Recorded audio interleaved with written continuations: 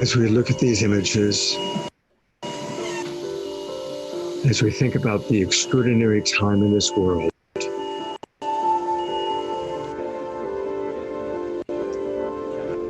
we remember the beautiful line that we are the ones we've been waiting for. And this is the time we've been preparing for. Nobody knows for sure exactly what it truly means, how long it's going to last. But what we do know is we have each other. And so welcome to Saturday Night Live for the Global Peace Tribe. This is your chance, our chance to come together in community, where we're going to have music. Let's walk together, take my hand and we will heal this life. Inspirational speakers. Recreate, reimagine, renew, relook, respect, and regenerate. Wisdom jewels. Let yourself become intolerant of apathy, intolerant of injustice. Let yourself become intolerant of ignorance. And even some comedy. With all of this light energy, not only will you be able to heal souls, but I bet you'll be able to re-soul heals. And some magic. Are you ready? Here we go. Let's count to 3. Everybody, here we go. 1, 2, 3. Solved. Yes. Recognizing that the greatest magic is how we can all be together, no matter where we are geographically, sharing in the universal language of love and music. With all things I am one. With all things I am one. And learning from these extraordinary speakers coming into our show. We are the imaginal cells connecting right now, and they find a new way of connecting. Well, maybe we're not connecting out on the streets and we're not connecting at big concerts, but we are connecting through the globe right now. There are people all over this world in this moment together, this moment when we are beginning to awaken in the chrysalis to who we are becoming. Thank you for joining us. The show is just about to begin. With all things I am one. With all things I am one. With all things I am one. With all things I am one. With all things I am one. With all things I am one. Welcome, everybody. It's great to have you with us. I'm Love Coach Scott Catamas, and I'm your co-host for the evening, along with Kenny Kaufman, Debra Giusti, and it is my honor to turn it over to my partner, Debra, to tell you a little bit more about the show and about today's partner. You're muted, Debra. Okay. Hi, welcome to what's going to be another amazing evening at Saturday Night Live for the Global Peace Tribe. This is our 6th show, and we started this in response to the lockdown and us wanting to connect in community and really showcase amazing musicians and speakers, wisdom jewels, and come together. And we've had such great response. It keeps growing and growing every year. And we want to invite you to share this on Facebook, and you can even share with your friends right now to join with us. And also, please feel free to comment in the chat room where you came from, where you're living, and say hi to everyone, because we have people from all over the world that are joining us. And at the end of the show, we have community connections where we can allow the people in the community to come on and give a 1-minute transmission, so you can stay around for that. And we financed the future shows by a GoFundMe campaign. So we invite you to share with us and donate to that. And also we take that money and we donate to some nonprofits. And we're going to share a little bit about that afterwards. And first of all, I want to announce one of our partners, Ken Kaufman of New Living Expo, who's going to share a few things with us. Thank you, everybody, and hope everybody's going to have a wonderful time tonight. I'm just so happy to be part of this event and it's almost a month now that we've been doing this. And I just read this thing. Okay. I read this thing the other day and I just thought it's so funny to share. And, as we're staying home in our little quarantine area, and I read this and I just got to share this. It says, after 3 weeks of homeschooling, my 7, 9, and 12-year-old kids, they have graduated from high school, now ready to move out and get jobs when the quarantine is over. So that's how homeschooling is going. I'll hand it back to you, Deborah. Thanks, Ken. So one thing that's really special about what we're doing is we're reaching out to communities and festivals and conferences to co-collaborate, because that's an important part of what we believe the new paradigm is about, is us coming together and really working together. So today we are collaborating with Conscious Life Expo, which is a major conference that's been taking place for many years in Los Angeles, drawing thousands of people in February. And we've invited Diana Maxwell to be our co-host, along with producer Robert Quicksilver. So I want to invite Diana to come on. Hello, Diana, and share a little bit about the theme and maybe a few of the speakers that are going to be on, because we have an amazing roster of speakers and musicians coming on tonight. So thank you so much, Diana. Hello, and thank you so much for including us in this amazing broadcast that you've been doing and bringing home to people every Saturday night and lifting people's spirits and giving them inspiration. And at this time, while there's so much transition and change and unknown going on in the world, there is an opportunity for us to get a window into the future of a future world. And I'm hoping that we will awaken and bring some of these things through after this whole transformation takes place.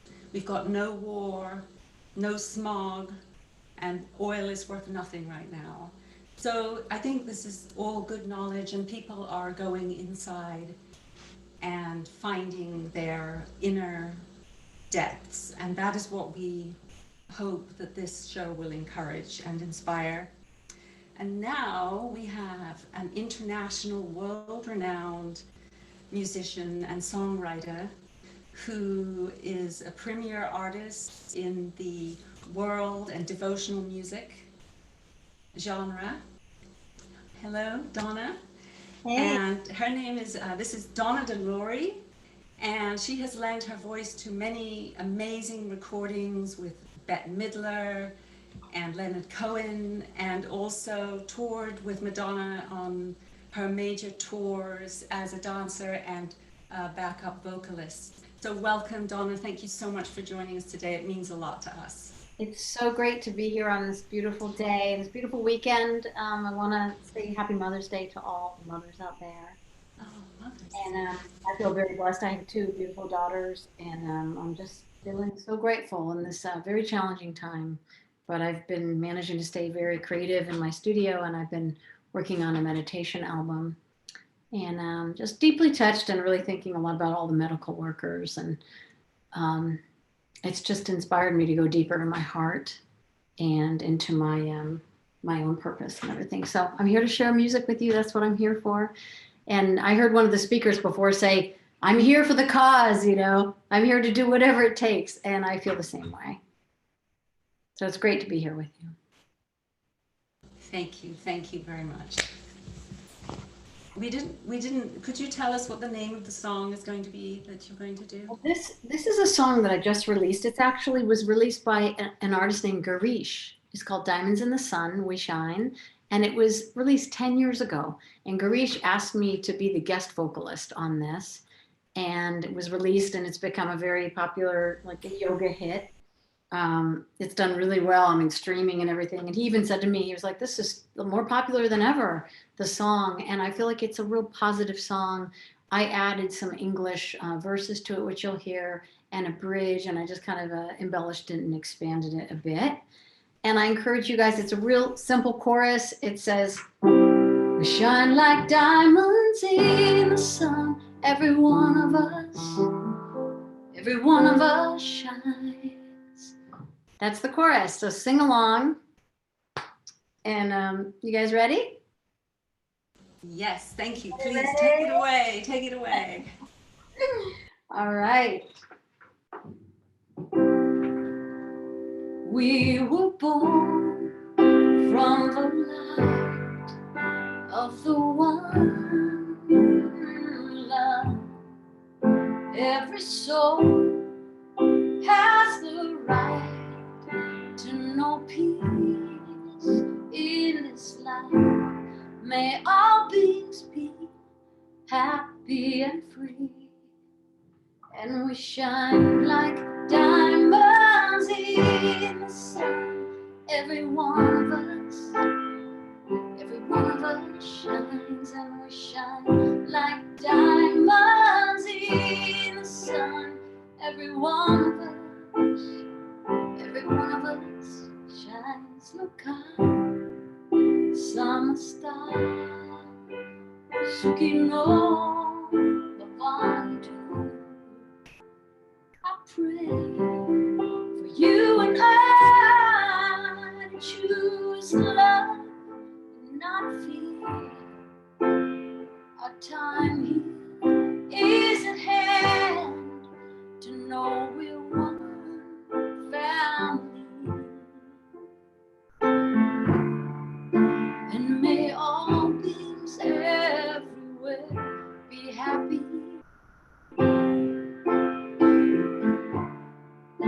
And may every child know peace. And we shine like diamonds in the sun. Every one of us shines, and we shine like diamonds in the sun. Every one of us shines, and we shine with every color of one spectrum, one beautiful light, and we shine like diamonds in the sun. Every one of us shine, even in our darkest times. You and I can find the light together.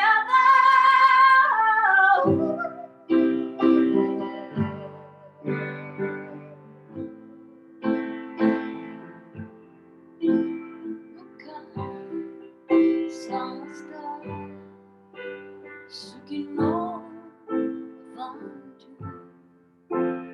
We shine like diamonds in the sun. Every one of us shines, and we shine like diamonds in the sun. Every one of us shines, and we shine with every color of one spectrum, one beautiful light, and we shine, and we shine, and we shine.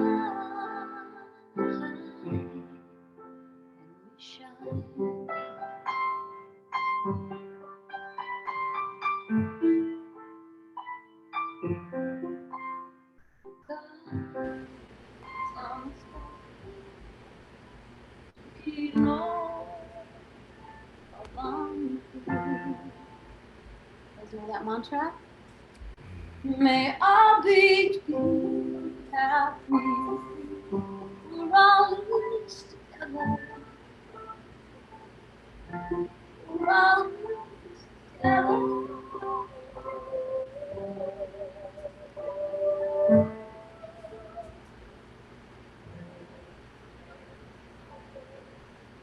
And we all sing together. And we shine.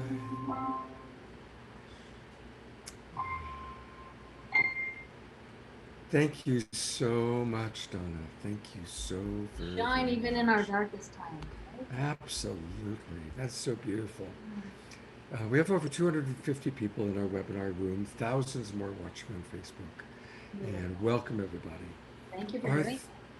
And it's a perfect song because as Donna brings us into shining our light. Our theme tonight is awakening the new paradigm. So we're going to hear from amazing speakers, inspirations of what awakening to the new paradigm really means. And we want to hear from all of you. Put it in the chat box. What does awakening the new paradigm mean to you as you shine your light, as Donna has started with us? And I'm really, one of the things that we want to do in this group, as we've been growing it, is having lots of different voices, people of different ages, people of different cultures. And so I'm really happy that we're going to have Myeka joining us next. And Myeka is coming from Fort Wayne, Indiana. And Myeka, what's your vision as you shine your light upon all of us? What's your vision for the new paradigm? Hello, everyone. In this time, it is most important and very critical what we decide as a community and nation. It'll determine which pathway our society shall go. Because going back now is not an option. What we decide now will change the face of our next generation. So my vision, or anyone else's vision for the future, shall put us in a better position than what we were once in. It should help define those that are blended in society that has a dream to make a difference. We should in every moment spit crafting the laws and restrictions to create something new. We shall and we must think about the next person, and not how this pandemic has faced us with the knives to our throat. This new lifestyle shall innovate us. It should make us into engineers, people that are on the edge of becoming something this world can't live without. I say all that to say that the vision for the future shall give us hope. And yes, it shall put us in a better position than what we were once in. But people, we must understand that if we didn't have a better structure then, now is the time to build a better one through the lens of a different perspective.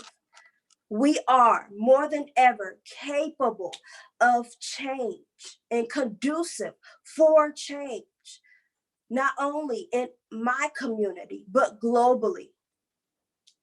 So it's not what we enforce, it's how we enforce it. So tap into the greatness that lies within you. The question is, are you going to be a part of the change, or are you going to revise a greater solution? Thank you for listening. Thank you, Myeka Brown, 19 years old, a generation that we're just so proud of. Thank you very much, Myeka, for being with us. Thank you. Diana? Thank you. Thank you so much. And as we embrace the theme, awakening to a new paradigm, I would now like to introduce David Wolfe. He's a pioneer in the superfoods and longevity multiverse, and he has over 25 years of experience in this field. Welcome, David. Hi, welcome everybody. Thanks so much for being here. And And also, I've got some show and tell. But go ahead, Diana. Oh, I was just also going to say that you founded this amazing fruit tree planting foundation in 2002, which has planted over 1 million trees. And so that's an incredibly impressive number. So Thank you so much. You know, all those years from 2002 until now, it's a long time. All those years and all the businesses I've had that you guys have supported, thank you so much. Some of that has gone to the Fruit Tree Planting Foundation every single month, every single year, all along. We put 1 million trees in the ground all over the world, and it's a beautiful project. And one of those trees is actually right here. I got a piece of it. This is one of my apple trees. And what I wanted to talk about is immune system and immunity. And one of the big breakthroughs of our time is the discovery of the medicinal mushrooms and how easy they are. And I'm going to break it down for you because this is the piece that Paul Stamets never says. And I really have always been on to him like, dude, why don't you tell people this straight away? You know, the best thing for our immune system generally, as the latitudes that we live in, are mushrooms that grow from trees. That was chocolate. Anyway, that's one of them right there. And that's an apple tree that I grew in my yard for 15 years. And this year, a big part of it didn't make it. So it was eaten by medicinal mushrooms. So instead of getting the apples this year, actually what we're going to be getting is these mushrooms right here, which I dried this out, this whole piece. And whatever you see mushrooms growing off a tree, that's a medicinal mushroom. That's what I've been trying to get Paul to kind of tell people, because that makes it so simple. If it's a mushroom growing out of the ground, then I'm a big mushroom hunter. I'm an expert mushroom hunter, but there's many, many, many thousands that I don't know on the ground, but out of a tree, I know. And that's such a beautiful thing to know, like, oh, wait, you remember Avatar, the film where they said, it's just a bunch of stupid trees. Is it just a bunch of stupid trees? What's going on with trees producing our medicine for us? So I've got some different samples here that I brought together. And I want to show you, this is one we pulled out, very immunological. So what we do with these is we make teas out of them. So I would just literally scrape this stuff off. You can see this one has a poria on it. This is a twig, but you can see there's this thing growing on it here. These are spleen tonics, some of the best immunological substances in the world. And you just literally dry this out. I'm drying it on my wood burning stove over there, break the stuff off into tea and make a tea out of that. It's delicious, absolutely delicious. Nobody would be, if I served you the tea, be like, oh, this is great. Nobody would is averse to the flavor. It's beautiful. Actually, the flavors are polysaccharides. So they're long chain sugars, which are immunomodulatory, which is so beautiful in the sense that it has kind of a sweet taste. That's what a polysaccharide is. It's a sugar. So whether you're in New York City, whether you're in Florida, whether you're in the United Kingdom, whether you're in Australia, whether you're in Southeast Asia, there are medicinal mushrooms growing off trees right in your ecosystem, right? Maybe even right in your backyard. This is reishi mushroom. Look at, doesn't that look like kidneys or lungs? You can tell, right? It's telling you like, hey, check out the message here. And all I've got to do is take this little guy and throw it into tea, and that's it. And just cook this thing up with water. That's all. And away we go. I can also take this thing and throw it into alcohol too, which is a little bit more fast acting. So if I wanted something like immediately, like, oh, I'm feeling something hitting my immune system, the alcohol extracts are a little stronger. Generally on the day-to-day, we just drink these teas right here. And we use these teas of these wonderful medicinal mushrooms. Let me show you another one, like this one. Look at that one. Isn't that wild? We use these for the base of our chocolate drinks or a hot chocolate. So every morning, every night, I have a hot chocolate. And that's my basic diet most of the time. And that's the base that's underneath it, a tea made with that right there. So instead of using green tea, which is also great and wonderful, and I'm into green tea and all the great, wonderful herbs from Tulsi to ashwagandha to astragalus to pau d'arco and cat's claw and all these wonderful things. But the medicinal mushrooms are most appropriate for us because they are momentum based. So let me give you a little bit about what these do for us. On the first day, it's really good. Yes, great. 100 days in, then you've built up some immunological momentum. But once we get to day 10,000, your whole immune system's changed. You're not good. Like I've done 26 years on the road. This has broken a streak for me. 26 years on the road. And now I finally am at home for 7 straight weeks, the first time ever in all that time.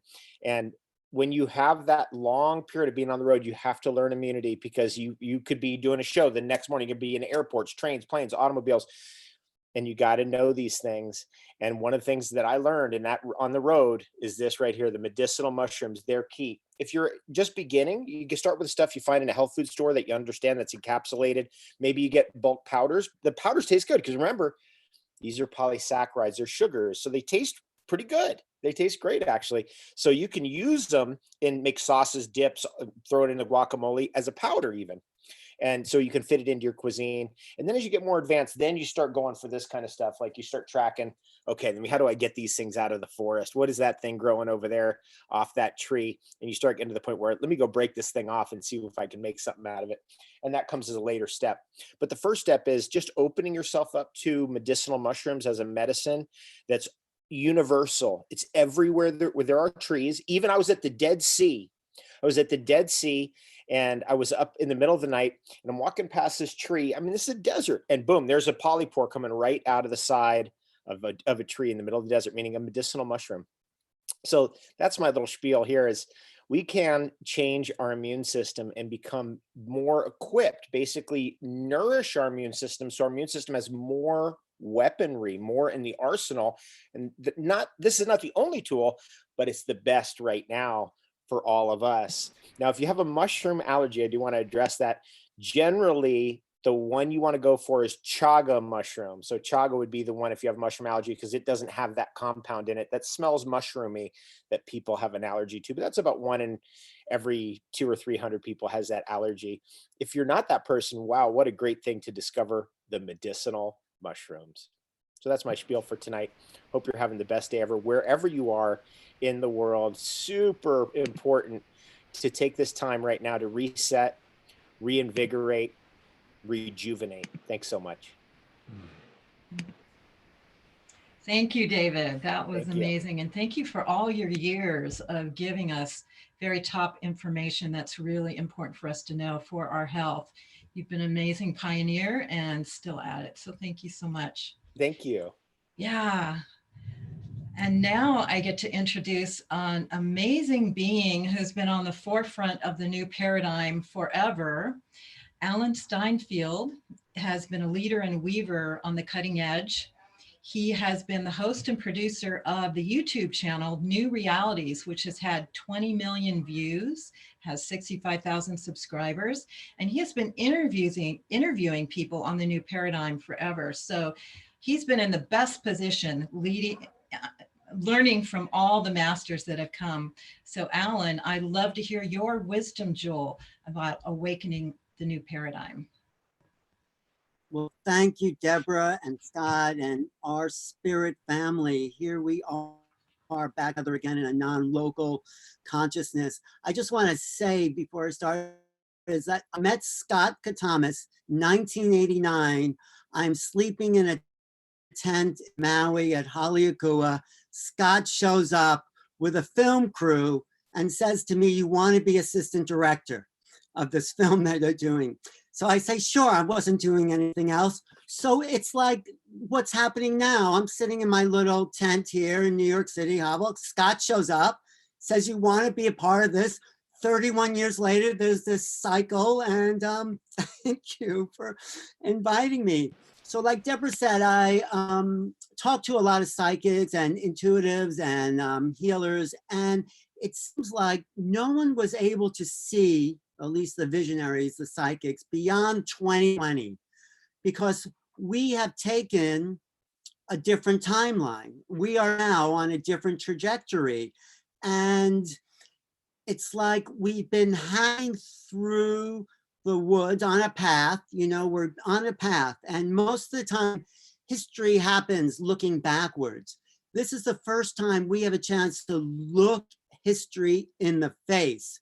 So here we are along the path. Maybe it's Maui, maybe it's somewhere, and the path has ended. There's nothing for us to do except hack our way through the unknown. We are meeting the unknown face to face. And I want everyone to just feel the uncertainty of this time, and not with fear, just with vibration, like, what's the future? What's tomorrow? What's going to happen? It's not about knowing. It's about being so present. You feel that vibration going through every cell in your body. Just for a moment. It's like it shakes us because we're so used to certainty, safety, security. And now it's all blown open with a gift for us to go in with adventure and excitement. People who project the fear into the unknown only are projecting the past. We have a chance to project the future. And like Bashar, who will be coming up, says, conditions in the world don't matter, only states of consciousness matter. So what's your state of consciousness? Are you feeling safe and secure in yourself? That is the key to this time, dropping into who you are in your divine essence with all the divine beings that have devoted their life to this very moment that we knew at somehow would happen to unfold an awakening. And maybe in 20 years, we'll say, you remember what happened when all the planet woke up at the same time on that 7 billion person spiritual retreat that we're on now? Well, that's what's happening. So drop in the feeling of uncertainty, and we're going to create the future with simple breaths, okay? So here we reach the end of the path. We look back, there's the path. Forward, there's nothing but wilderness. How do we create the future? By intending it with your pituitary, third eye, your frontal lobe. What future do you want to create? Now, to visualize it, create it for yourself in your mind, the best future for you, the planet, our relationships. And what we're going to do is going to take 3 breaths. And you're going to hold your hands like this, because this symbolizes the pituitary gland, which is like a little bud, until it opens to the higher perceptions. I'm going to take 3 breaths with holding a vision in your third eye, right there, right behind the skull there, and the pituitary area. Close your eyes. Hold a vision of what you want your way through this wilderness to look like for you and the world. And put your hands out like this. Hold that vision and take a breath in. And hold that vision and breathe it out. And keep holding it, hold it. We're going to do this 3 times all together. Hold that vision, and breathe it in. And hold it in your third eye. Hold it right there and breathe it out. Okay, one more time. You'll see it start to dissolve, but hold the vision you want for yourself, the planet, humanity, and the future of our civilization. Okay, hold it, breathe it in. Now hold it deep in your lungs. Hold it. Hold that vision, and so be it. Thank you so much, Alan. Thank you. That was beautiful. Thank you. Thank you, Alan. Thank you for all your years with New Realities show. And now we get to go into some music. And this is truly one of my favorite musical artists. This person, Elijah Ray, is truly an amazing artist. He's an international recording artist, vocalist, composer, poet, multi-instrumentalist. His music career spans 17 years. And what's so special about him is he is a one-man band. His one-man band, he calls himself the Band of Light.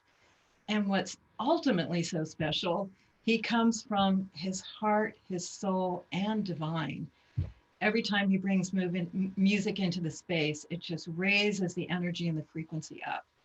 And so I'm so happy to present Elijah Ray. Thank you so much. And I just want to say yes to everything Brother Alan just gave us there in that wisdom jewel. Thank you so much. I want to just keep that train rolling, actually. I'd like to just keep riding on the wave of co-creating the future by letting that vision in our pineal and planting it in the fertile soil of our hearts for just a few moments. I have a unique and interesting opportunity as an artist to either play something that's rehearsed and all figured out that I've done a million times before, or create something new right here with you guys. So what would you like? You want to hear something new right now? Can we co-create something together? Absolutely. The living Something new of this love that we're co-creating. So that's what I'm saying yes to. So if you join me by taking a big deep breath with me, let it all out. One more big deep breath.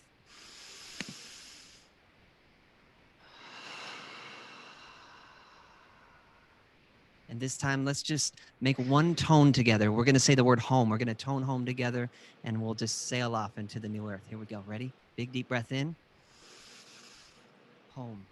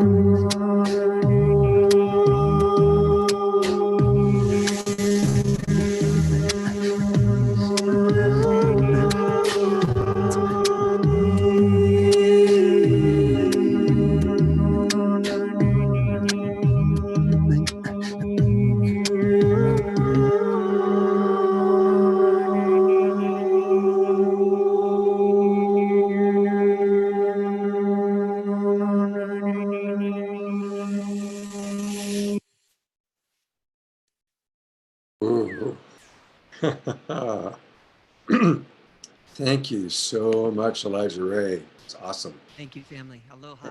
And he's going to be back for another number. So thank you. Thank Debbie. you, Elijah Ray. Beautiful, beautiful.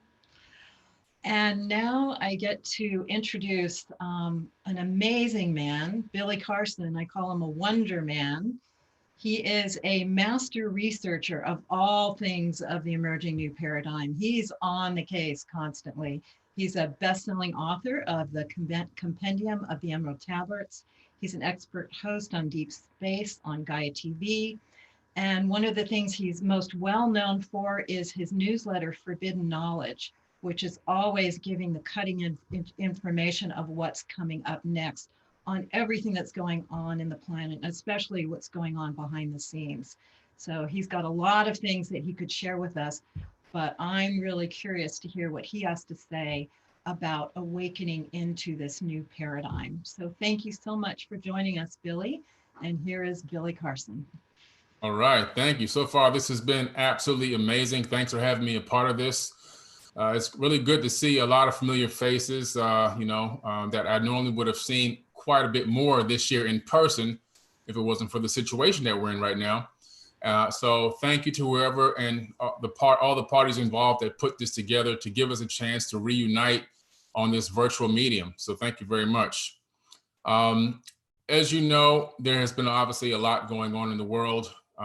About 2 months ago, I was in Australia, out in the outback, and I was out there looking for some Proto-Egyptian hieroglyphs with some guides and some elders. And that's when I first found out about the situation that we're currently in, that it was spreading from Asia across the world. I was almost wondering if I could make it back in time before I was, maybe potentially locked down in another country. And that's when a lot of things started coming to mind. How do I handle this situation? What if I can't get back? How am I prepared to be away from my homeland without being able to access all of the things that I need to survive on a very consistent and frequent basis? So it really made me start to think. And as I did get back and get through customs and everything, I started seeing right away a shift in the way that everything was going, a shift in the way everybody had to think, a shift in the way everybody had to handle this current situation. And I began to realize that this was going to be a very huge marker, a very huge statement in the space-time continuum. This is a ripple that's going to go on and excel past where we are now, far beyond into the golden age. And I began to realize that we are headed into a new paradigm. And this is exactly what this, this talk is about tonight with everybody here. Like, what is the new paradigm? Where are we headed consciously? Let's talk about the paradigm, first of all. A paradigm is a standard perspective or a set of ideas. It's a way of looking at something, and it's the word paradigm itself, in a lot of ways, means academic, scientific, and it's also used a lot in the business world. But when you change your paradigm, you're changing how you think about something. And that's literally what we're going through right now. We're changing how we think about the oneness, the self, our family, our businesses, our workplace, schools, universities, everything that's going on right now. We're rethinking how we connect with those things. We're rethinking how we connect with the court systems and everything else. Everything now is moving in a different way of thought. Also, I think what's happening is we're now reconnecting a lot with ourselves. This, this temporary timeout, if you want to call it, for humanity, hopefully, and I really do believe that it has put a lot of people in a position to really reflect on themselves and their family members. I think that a lot of us had forgotten that we had a stranger in the house, probably your so-called spouse or your other, and also children. And just in talking to some friends of mine that have now are obviously going through the same thing, and looking at them, how they now are interacting with their children more and participating and actually talking to them more, not letting video games babysit their children.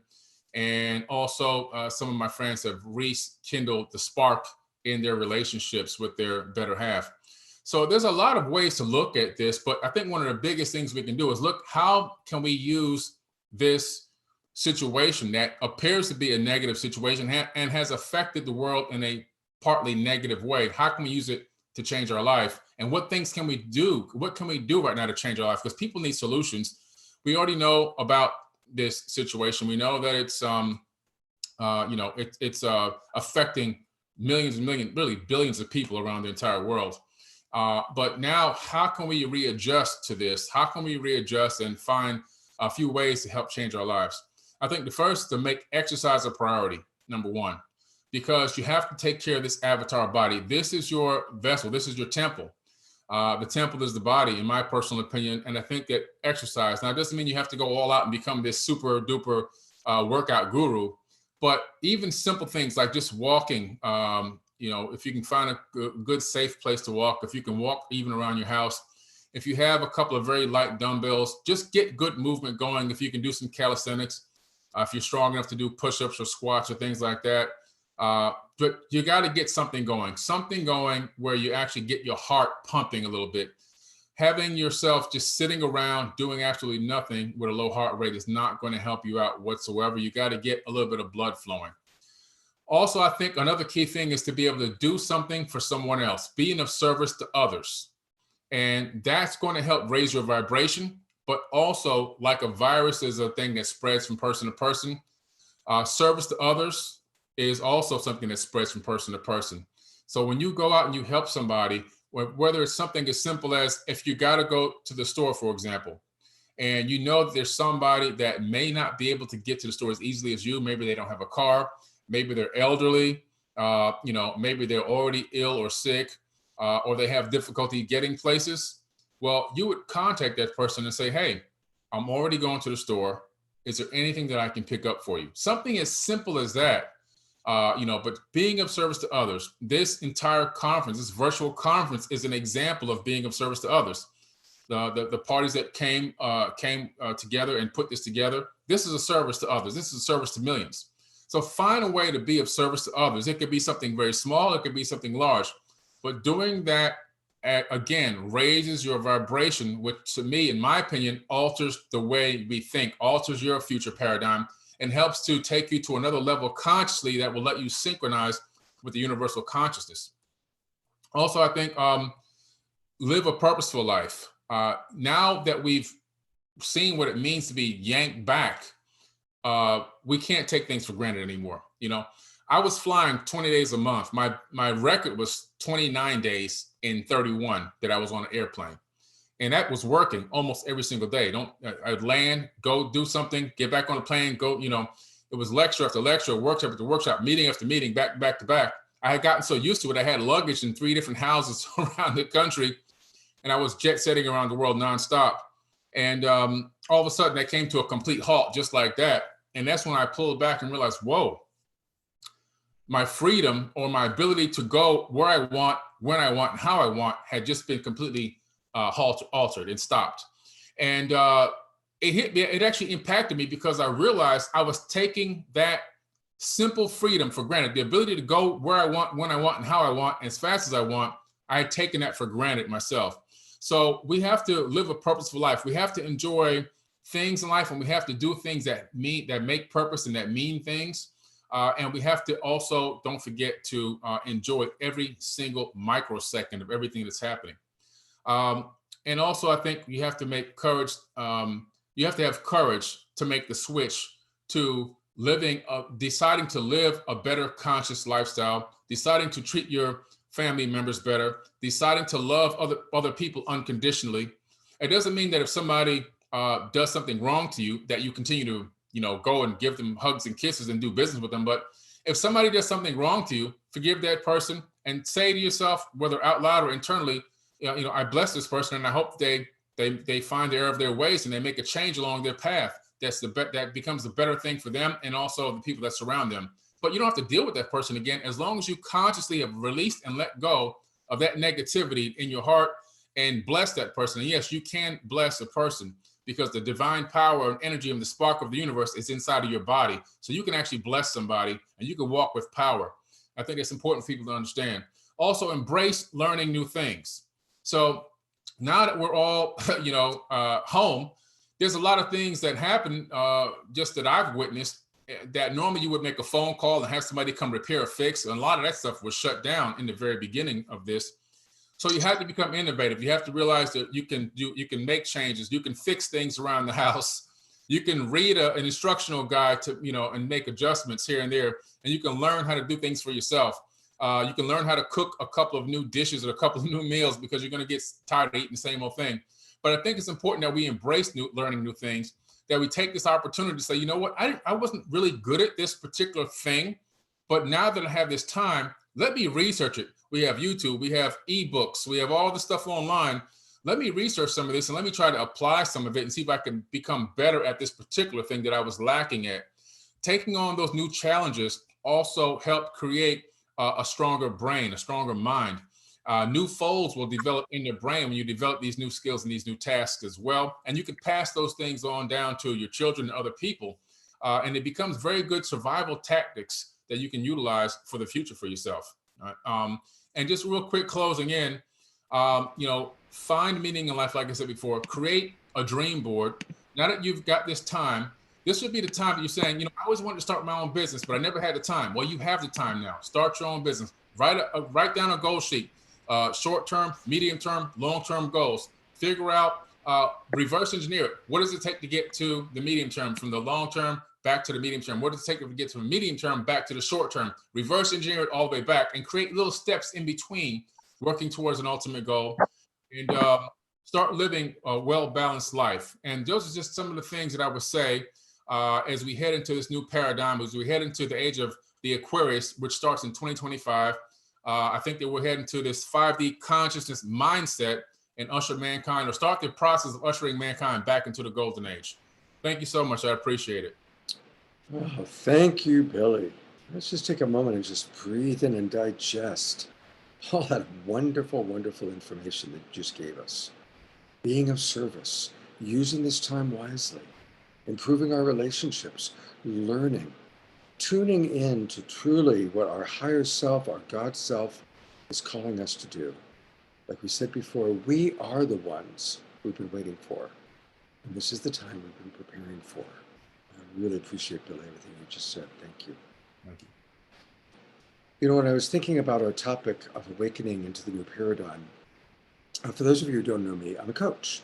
I created the Love Coach Academy, and I spend about half my time coaching people and the other half of the time training other coaches. Right now I'm training 22 coaches. And so obviously my whole life is all about how best to reach people and coach people. And I'm really proud that I get to introduce you to who I go to when I want coaching. And he is truly about the new paradigm. And I'm talking about T.J. Woodward. T.J. is a best-selling author of 2 books, Conscious Being and Conscious Recovery.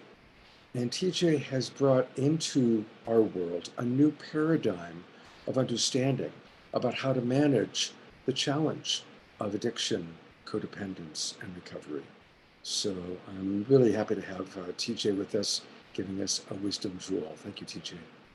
Thank you so much, Scott. And I'm so absolutely delighted to be here. And I love the topic of awakening into a new paradigm, because that really is my journey. And I actually want to share a little bit with all of you my own personal journey of awakening into a new paradigm in my life, because I think that actually is so much more powerful even than me sharing some wisdom that I have in my mind. I want to say that what I want to share with you is that I came into this world deeply connected with the truth of who I am, who I was. I remember being in awe of the world, present, open-hearted, mesmerized by a blade of grass and a butterfly.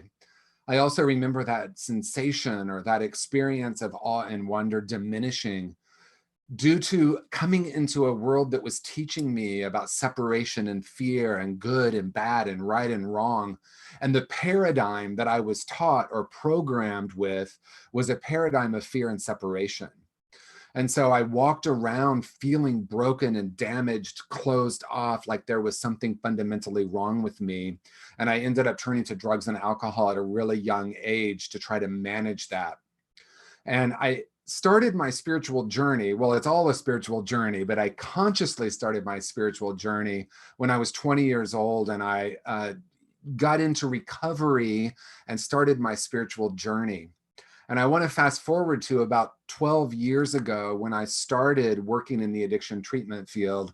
So I want to spend just my last few moments here talking about the paradigm that I see in the way we have viewed and treated addiction, and for a moment talk about the new paradigm. So we are deeply entrenched in the Western medical model, which treats symptoms and behaviors. And we have tended to focus on the symptoms and the behaviors of addiction without getting down to the deeper root causes.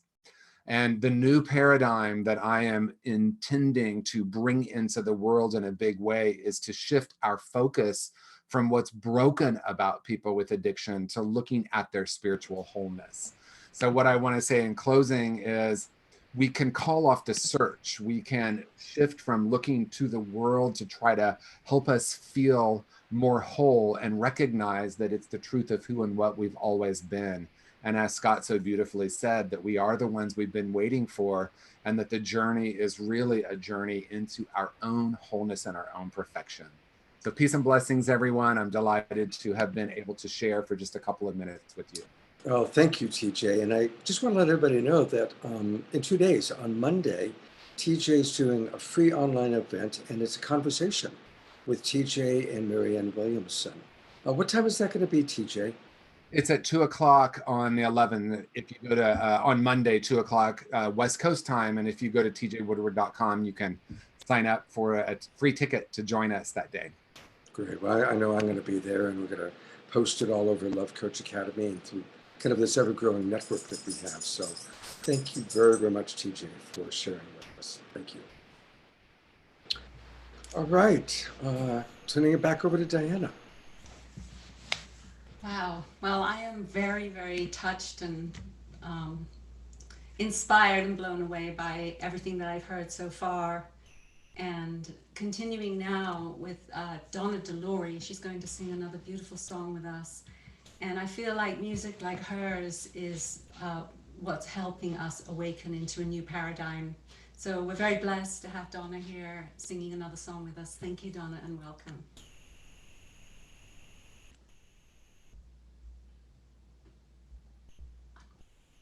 Donna, you need to unmute yourself. Oh, now you're there. Cool. All right. This is my favorite Tibetan bowl.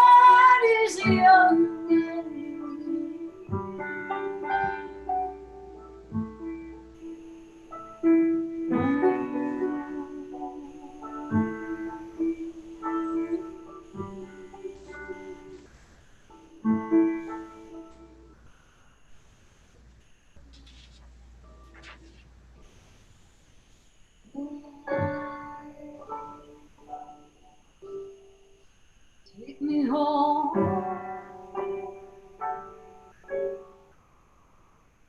Your light.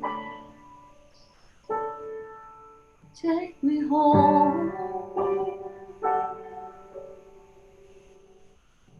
Your light.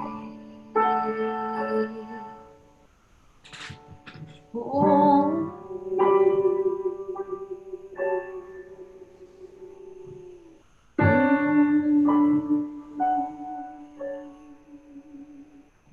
Your light.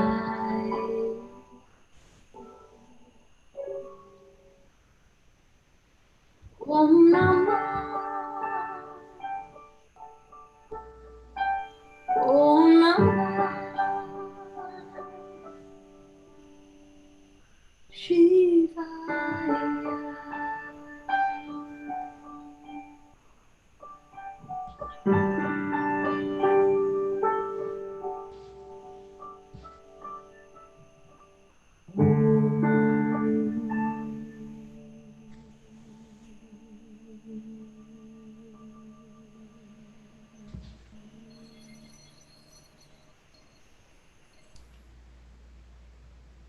Thank you, Donna De Lory. I'm going to now continue with this beautiful energy that Donna has created with her music. And I'd like everybody to just stay in this container that she has created with us through this beautiful sound. And at this time, when everything is so unknown on the outside, we have a wonderful opportunity to come inside and really develop our inner core strength and the muscle that allows us to go inside and outside more easily, so that we can always come back to this place of home, which is really in our hearts. And at first it doesn't happen so quickly. It's a muscle that you have to develop just by practice.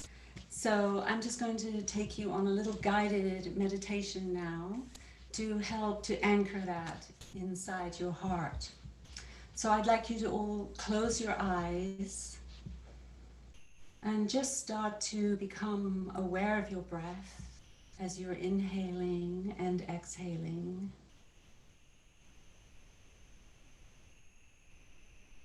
Be aware where your breath is going inside your body, and expand the spaces where you feel that it is lacking. And as you breathe, listen to the sound of your breath. Listen to it like the waves gently lapping on the beach.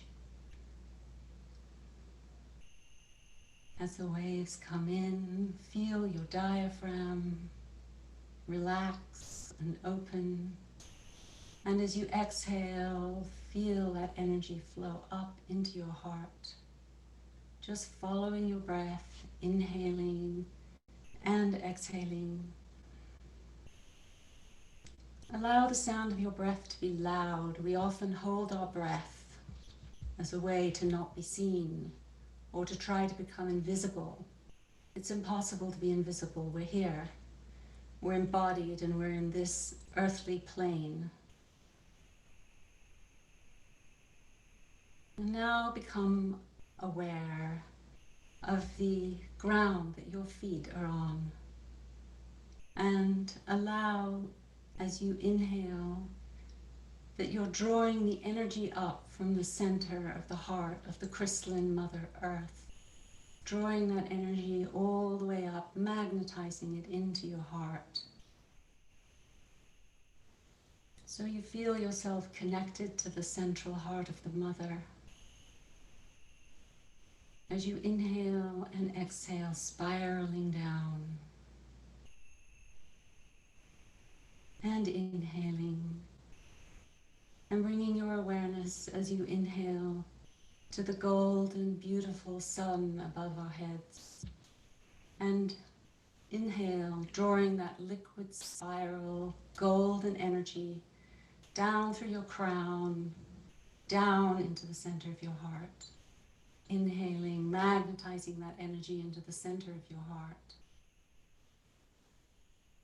And allowing these energies, these earthly and heavenly energies, to mingle and create alchemy and activation inside your heart. Inhaling at the same time, drawing those spirals up from the central crystalline heart of the Mother and down from the golden central sun.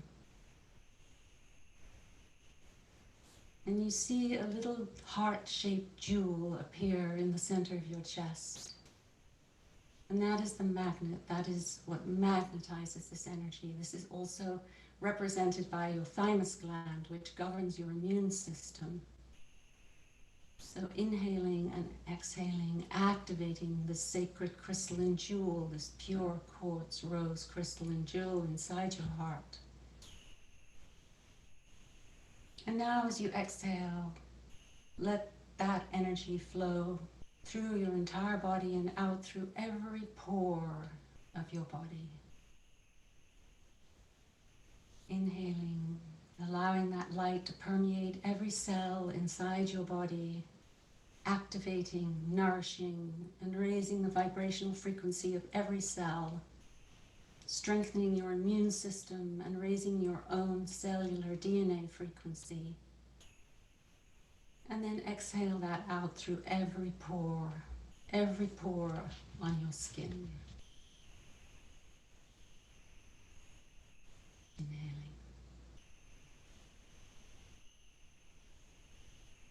And now bring your awareness back to your heart. And as you exhale, feel your heart connecting to everybody around you, your loved ones. And then all breathe together and feel your hearts expand. And then inhale, all of you together, and feel your hearts expand to your entire community. And breathe together. And spread this out now, inhaling as an entire country and culture, reaching everybody's heart. And exhale together, spreading that energy from country to country around the world, enfolding the entire globe in this beautiful vibrational frequency of love and light and healing.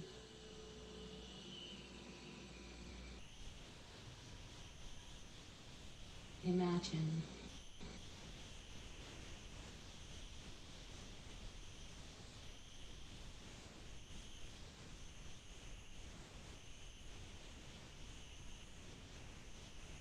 And feel this vibrational frequency and see all the beautiful souls all around the world smiling, breathing fresh air, liberated, free, no more enslavement. A new paradigm, a new world, a new plan for this plane, this earth plane, this beautiful jewel in the galaxy. And inhaling, and allow that energy to radiate out to space, letting all the celestial beings know that we're here and we're ready and we concur. We're ready to become a sacred planet. We're just practicing, but we will succeed. And then very gently, when you're ready, wiggle your fingers and toes and open your eyes to a new paradigm.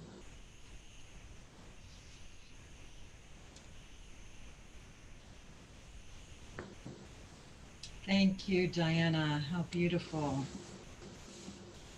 Thank you so much. This is such an important part of what we do together here.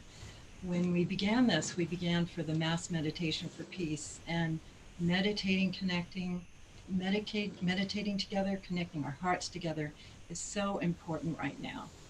And Diana, thank you for that beautiful meditation.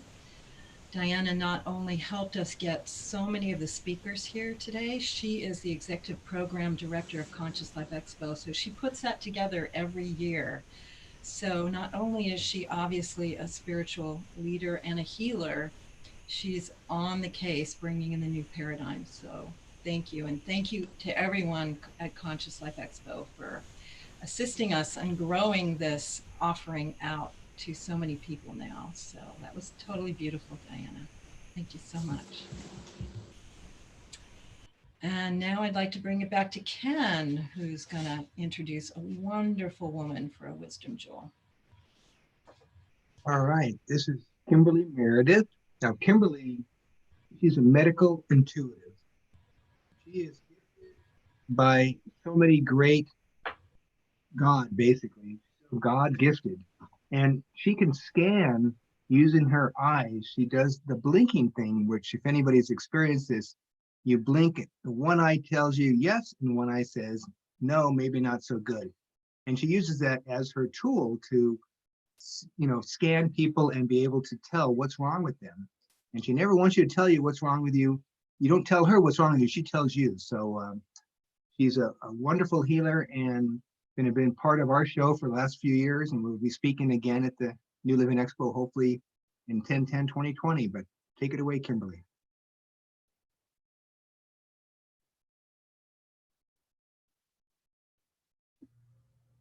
Hi, everybody. Thank you for having me here today.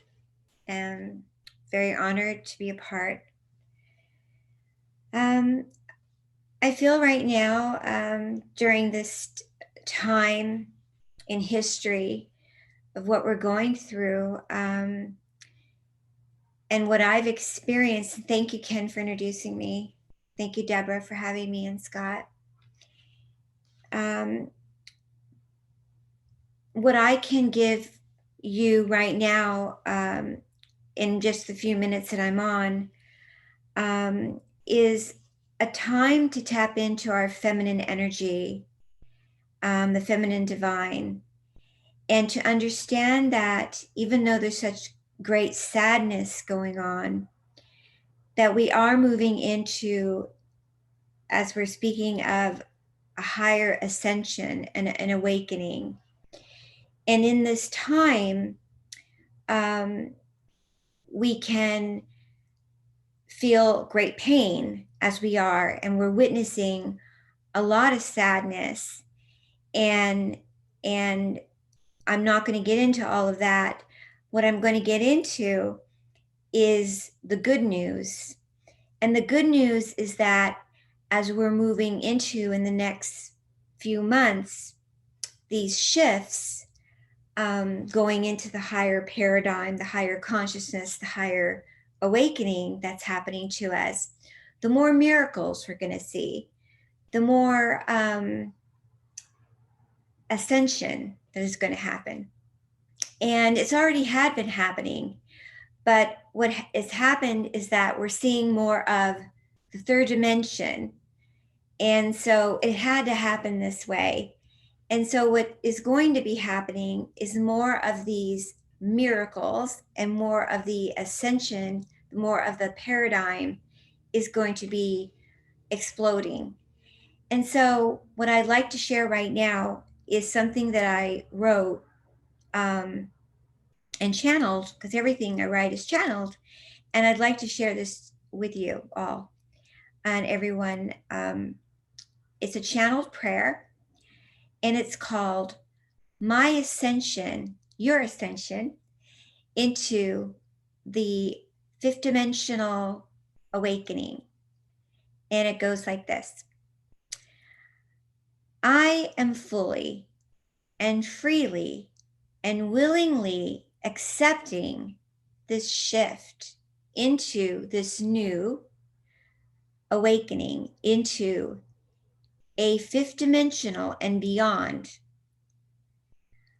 In this fifth dimensional shift, I know that I can trust and fully and freely witness miracles.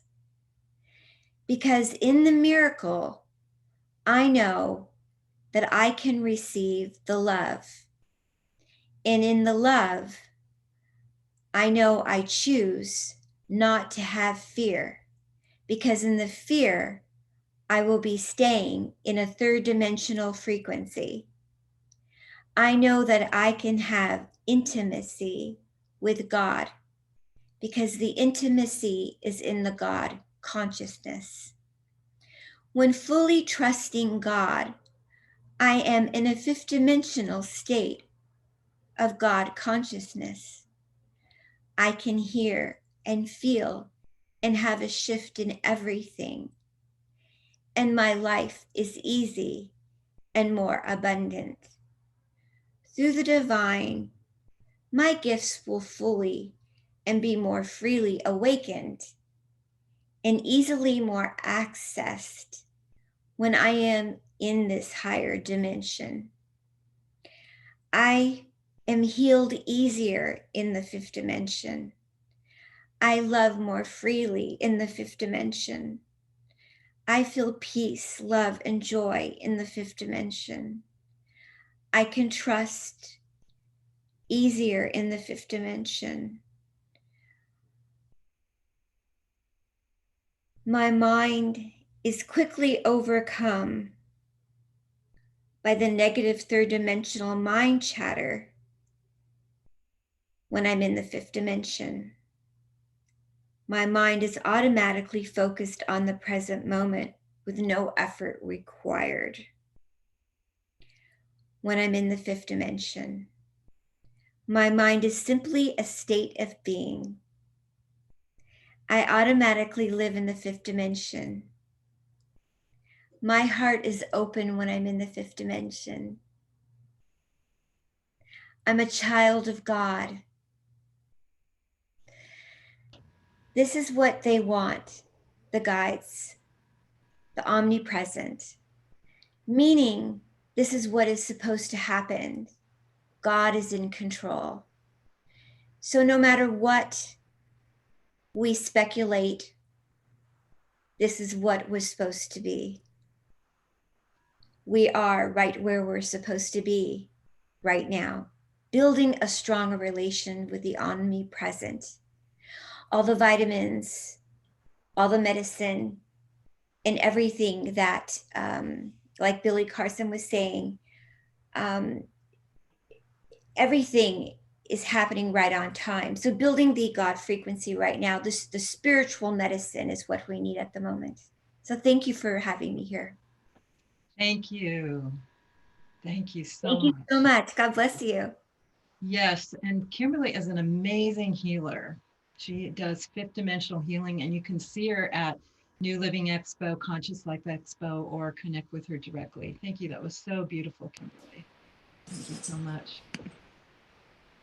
Yes, love to you. And I just want to thank everyone for being here, showing up, and all the participation with Conscious Life Expo. This began as a little seed thought as we were helping our friend Fantuzzi, and it has grown. This is our 6th show. And every week we do a different theme, bring in different partners, and it grows and it flourishes because it's really something we all want to do is get together and share our wisdom, our music, our thoughts, and really affirm a new paradigm. And next week, our collaborative partners is going to be Global Coherence Pulse, and we're going to be featuring Greg Braden, Nassim Harriman. We're going to have Heart Math on with Roland McCready. We're going to have Minosh with who performs with David Pramal. So we're going to continue to expand and share a lot more incredible information, people, and speakers. So it's been really exciting. And we're hoping to go till the end of the month at least, and potentially continue on from there. And so we welcome your support in doing this. Now, we're doing this in the new paradigm where we are using the new paradigm gifting economy. And from that, we are gifting you this show. And then we request that from your heart, you gift back to us in our GoFundMe. And we're going to continue to gift that and gift to some organizations that we feel are really helping this crisis right now, and we're doing things. And so this gifting keeps rippling and goes into all the people that these organizations help. So this is a really amazing way to do it. So we invite you to donate to the GoFundMe tonight and share whatever your heart to support this broadcast coming to you in the future and for our nonprofits. And I want to invite Ken Kaufman on because he's been the one person on our team that is working with the nonprofits to see who we can share this money that's coming in from you that can go back into the community. So Ken, can you share the 2 nonprofits that we've chosen for this broadcast? This week we have AshEL who's going to be playing some music with us, and both of them are going to talk for a minute. But before that, we want to share that we have a Facebook group, and in our Facebook group is a chance for everyone to share who they would like to see on the show, what possible nonprofits that you might see that use the money that is doing great work with COVID-19. So that's a place to go to put your information in, and then we'll research it from there. And then also, Ken, we're having an audio problem with you, unfortunately. Your computer's kind of going in and out. Okay. So, if is this any better? I don't have that. Is better. Yeah. Okay. That is better. Yeah. So so you heard we have the Facebook page where you can add your comments and suggestions. Then we have in the GoFundMe campaign, we're offering some gifts for the people who donate. If you donate $44 or more, you'll get a mention. Scott will mention your name on air, and you'll get an acknowledgement. If you do $77, we're offering 2 3-day passes for the expo. And then if you do $100, you'll get a love coach session by one of the love coaches, and it's a $200 donation. You'll get the official Scott Catamas as your coach for 1 hour. So that's the prizes that we're giving away with your donation. And we are, I think we're going to talk about the nonprofits a little bit. Yeah. Okay. Yes. So Ashina is going to talk next, and she's going to talk a little bit about the community's People's Community Medics mission, and they provide basic skills to people who need help with medical supplies and getting them any medical supplies they need, or if they need to go to the grocery store. She's doing all sorts of things with her small group that she has. It's about 10 people, and she's going to talk for a minute about it. And so here she is. Michelle, you want to unmute? Hello, everybody. My name is Sharina, and I'm one of the co-founders of People's Community Medics. And I am so ecstatic that you invited me on to speak about what I've been doing all of my life. All of my life, I grew up with my parents, being first responders in the community as needed, whether it was needing food, whether it's taking care of children that didn't belong to my parents, or whether it was, like I said, feeding, or whether there was a car accident, a house fire, all of that. I seen my parents do that as I grew up through life. And actually, really, my mom is really was a very inspiration to me growing up with saving people. She used to run to car accidents, people having seizure, people be gunshots. I've seen her respond to all. And so 2011 is when I launched People's Community Medics with one of my very good friends, Leslie Taisha Phillips. We're out of the Oscar Grant Committee. And so we decided to save our people, to train our people how to survive gunshot wounds, bleeding trauma, seizures, how to be first responders before the EMTs arrive. As time went on, the list grew longer of what we needed to train our people on, and basically we learned and we trained ourselves to have a curriculum. I'm getting teary-eyed, I'm sorry. A curriculum to save our people, to create survival skills, such as in times like this right now. So right now through this COVID, we are outreaching. I am constantly in contact with other organizations, money out of my pocket, my own pocket. I buy supplies. I buy food and I donate food. I'm a single parent of 4. My children and I, we get out here, we train our community on how to treat each other, how to love each other, how to just adding community love into to our people, because I feel like if you teach a kid on how to save a life, they won't take a life. And so through People's Community Medics, I have been very, very blessed to be in a lot of classrooms from 2011 up until now, training our little children on how to love each other. And I give them to pledge to not do no harm. Oh, God bless you. Thank you so much, Sharina. Thank you very, very much. And I'm glad, I'm glad that we're going to be able to take some of the GoFundMe money and support your organization. And we're going to hear a little bit later today, a little bit later tonight, we're going to hear from AshEL, who is going to tell us about his organization. We're going to see some photographs, and then AshEL's actually going to be our final musical performer. But for right now, I'm going to put the spotlight on Sharina for one more moment. It's just to all twinkle her and appreciate the incredible work that this woman is doing in her community, and we're really grateful that we can support you. Thank you. Ah, wow. Well, coming back now to kind of our program, this is a really special moment. You know, it really is an incredible spiritual community that we all belong to. And there's a lot of new people, like we're just getting to know Sharina and Myeka and TJ. And then some of us have been friends for a long, long time. And of all the people in this room, actually, the person I've known the longest is Dannion Brinkley. And I first met Dannion in 1994 when I helped book him on a TV show that I was a producer on called The Other Side. And over the next several years, I had the blessing to do several different television shows and segments with Dannion, got to know him. And I want to share with you a very true story that I experienced with him that was really quite extraordinary. Dannion, as most of you may know, had an amazing series of near-death experiences. And it turned his whole life around as he learned, as he saw the bigger picture of life and love and what we're here to really do.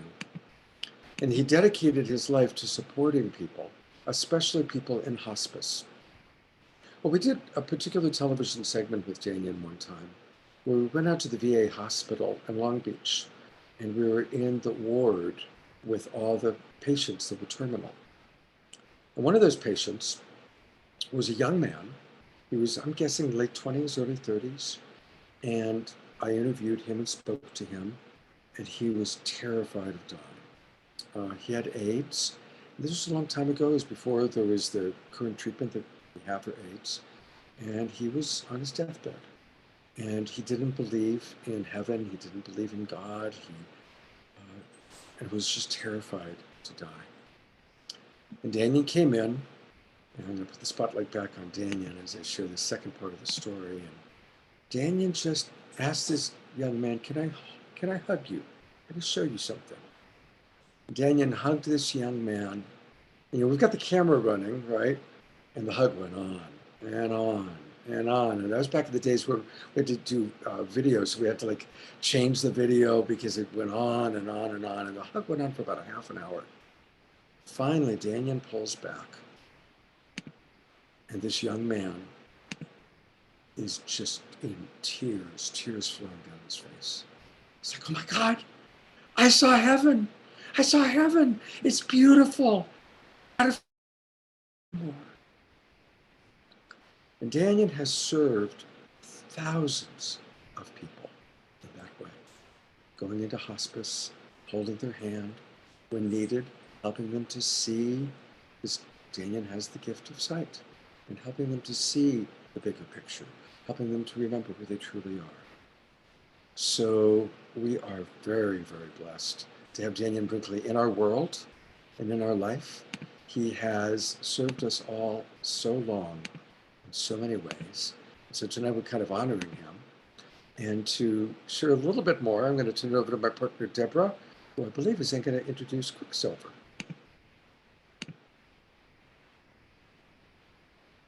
You're on, Debra. Great, yes. So I'm going to introduce Robert Quicksilver, who's going to come on later and do some poetry. But just to acknowledge Robert, he is the producer of Conscious Life Expo. And if you understand what a role that is to hold all that and hold all that energy, it's amazing. So thank you, Robert. And I know Dannion is a big part of Conscious Life Expo, which is why you are here to introduce Dannion. So I'll turn it over to you now. And here you go to introduce Dannion Brinkley. Okay, great. Thanks, Debra. Thanks, Scott. So I wrote a small little intro for Dannion, who probably doesn't need any intro to any of the people here in this community, but I had some fun with it. So let's just see. So, okay, ready? Hi, Dannion. So the first time Dannion was born was in July of 1950, I guess. That's what the Wikipedia said. The second time Dannion was born was in 1993. And he wrote a New York Times bestseller about that being reborn at that time, Saved by the Light, by the way. The third and fourth time, I think I got this a little mixed up. The third and fourth times Dannion was born was in the late 90s, and it was almost like commonplace. You know, I kind of lost track, really, of how many times you've been born and reborn now. So besides for the books and the movies and the workshops, you know, and friendship that we all have towards you, I'm sure that we all have this experience. Dannion also founded what Scott or Debra was saying, the Twilight Brigade, which has helped thousands and thousands of veterans, transition. And, you know, besides for him being a person, that accomplishment really is is even more important in some way, I think. So anyway, so that was my introduction to Dannion Brinkley. God bless you, Dannion. We love you. We all love you so much. It's true. Thank you, Robert. Cute. Okay. You're live. You're on. Okay, so it is great to be here, everybody. And I so appreciate seeing Debra and Scott, Robert and Kenny and Diana, and so many of the people that are family to me as we are shut in and being manipulated and controlled. I'd like to tell everybody something. I have waited 44 years for now. As most of you who know me, and if you don't know me, I have always had this battle cry that the souls of humankind would be fought in healthcare. The battle for the souls of humankind would be fought in healthcare. Well, that legendary time is not the future, it is today. So the paradigm that we're waking up in, no question. I wrote about this in 1976, and I put it in the book that Robert just mentioned, Saved by the Light, where what happened, what I thought were markers to find my way in my life, what I think I was sent back to do, turned out to be visions of the future. We are living in a paradigm that we're waking up that is completely created to control us, everybody. And I would say that almost everything that we're hearing about is not all true. We are great, powerful, and mighty spiritual beings. We were chosen, and we chose to be here now. And this experience was part of the experiences you chose to be a light bearer, where you would hold instead of so much me, protecting, hoarding. You would look at the people around you and figure out how to absorb service to them and looking after each other like we're trying to do this evening in this community. It becomes important for this community to grow in conscious people, caring and loving and supporting each other. Because as this transition and this new paradigm awakening we're in, we must be in control of it. We must be focused. We must stay conscious that whatever it is they're telling us that is required of us to do, that takes control of identifying ourselves, we refuse to do it.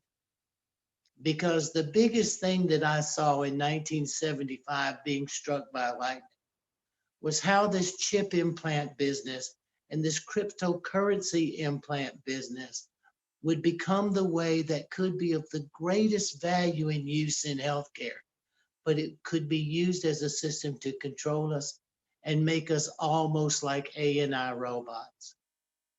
So as we sit here, chosen time and place in our existence, place that we dedicated and committed to come to best that we could possibly be to keep the light lit. And what Debbie and Scott and Diana and Robert and Kenny and all the team that puts this together is in this evening on these Saturday nights to keep that light lit for each of us. So what I ask of each of you is to pay attention to your breathing. You have understand, to be frightened in such a way that it's so propagandized that we're all become so frightened of dying. Well, no matter how many times Robert said it, I've been 4 times, everybody, and I don't give a damn what anybody says. It does not happen the way you think it happens. And to even be more specific, everybody, it does not happen. It's a lunacy, it's a trick, and it's deception toward us to control anything out of fear, to control.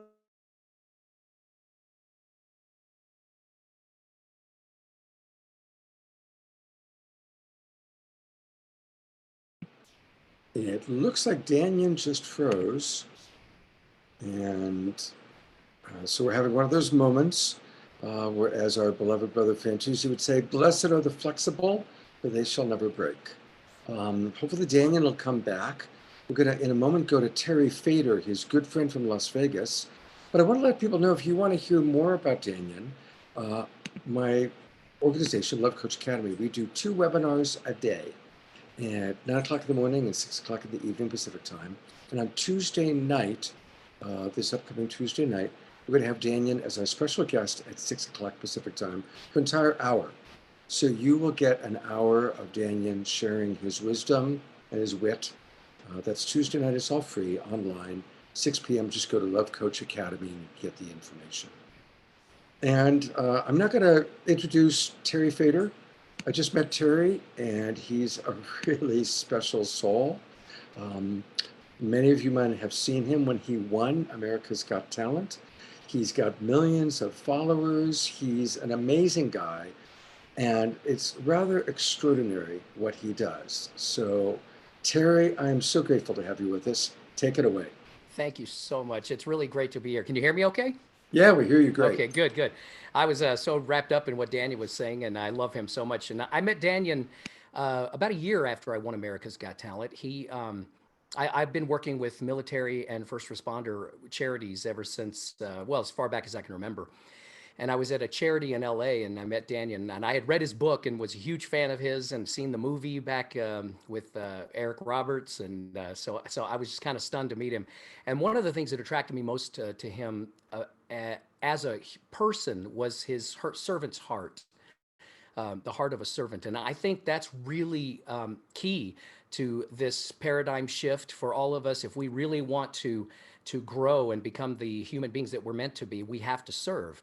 And so we want to make sure we honor those who are dedicating their lives to serving us and others. And so what a proud thing it is that Dannion asked me to do this. And so now Dannion texted me a couple weeks ago and said, I would love to hear you do Sam Cooke. I release videos on my YouTube. It's youtube.com/Terry Fator and facebook.com/Terry Fator. And I release songs. So he texted me a couple of weeks and said, I'd love to hear you do A Change Is Gonna Come by Sam Cooke. And I'm going to try to get this started here for you. I hope you can hear it. And my friend Julius is going to be helping me with this. So those are my doing. This is Julius.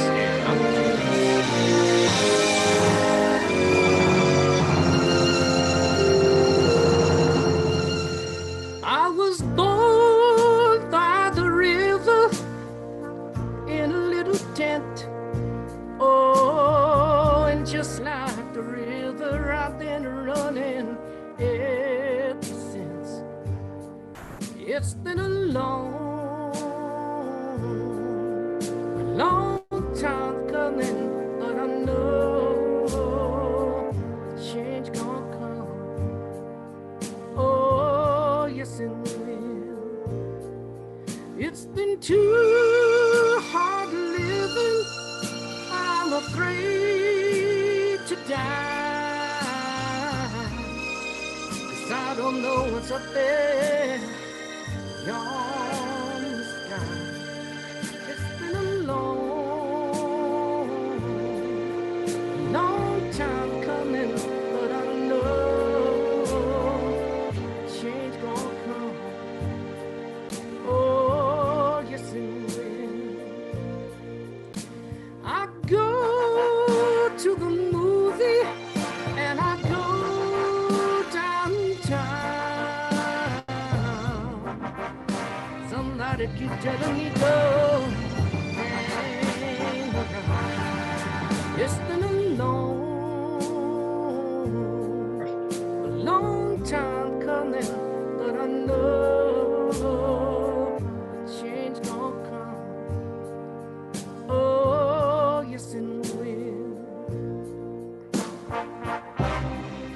Then I go to my brother, and I said, brother, help me please.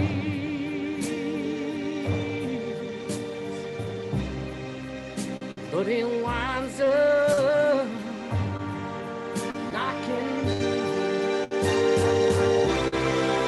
back down on my knees. Oh, there've been times when I thought I couldn't last for long, but now I think I need the carry. It's been a long time coming, but I know change gonna come. Oh, yes it will. Julius, ladies and gentlemen. Woo! That was awesome. Thank you. That was awesome. Terry, can you do one more for us? That was Yes, just so cool. I actually have another one planned, and I got to get this all set up now. So I have to figure out how to do this because I only have one hand when I. Take your time. You know, oh, look who's here. This is Winston, the impersonated turtle. If you saw me on America's Got Talent, can I tell him? Yeah, I won America's Got Talent. You did, Wow. yeah. And by the way, he won America's Got Talent. I couldn't have done it. He did his impression of Roy Orbison. Crying over you.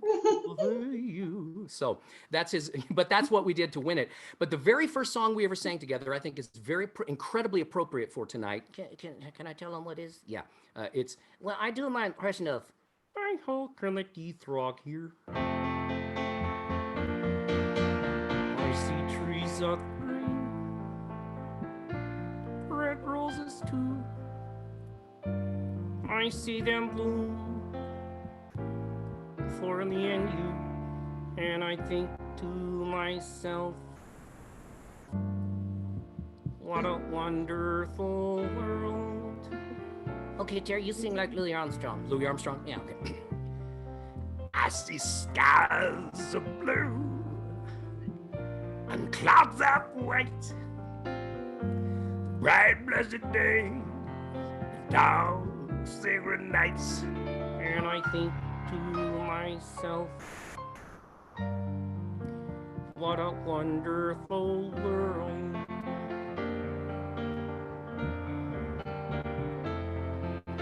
The colors of the rainbow, so pretty in the sky, are also on the faces of people going by.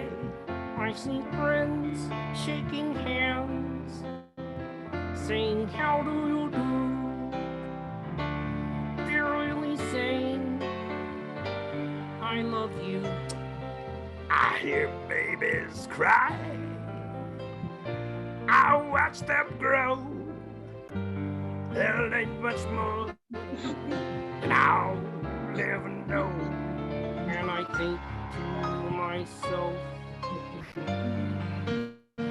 what a wonderful world.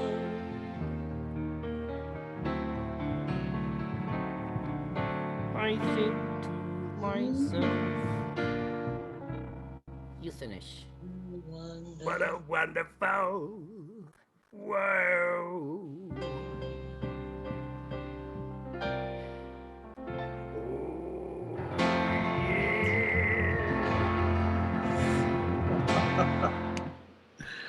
Thank you, Scott. That was absolutely incredible. Absolutely incredible. Thank you. Thank you so much, Terry. That's just, what a wonderful world you've reminded us of. Thank you. Dannion, I don't know what quite happened to you. I'm putting the spotlight on you for a sec. Just I let everybody know that they're going to have a full hour with you and I, having a intimate conversation online Tuesday night so they can hear a lot more from you. Anything you Not want to say recommend- to Terry? And I also recommend this too. Listen, everybody, we have planned to be here.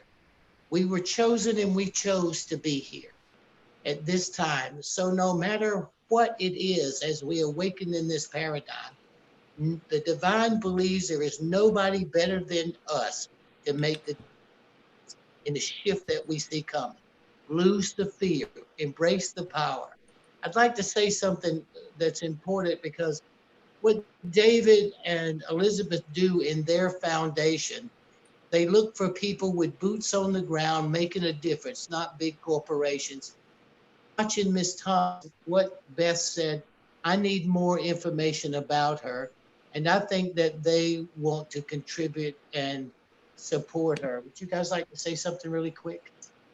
Well, yes, our heart really goes out to people who are making a difference, boots on the ground, really in there and giving their heart out to help make this world a better place. And so we do want more information about Mrs. Thomas, because that's what we like to support, and people who are getting in there. And right now, we feel it's really important that we focus on being of service and how can we help and who can we help.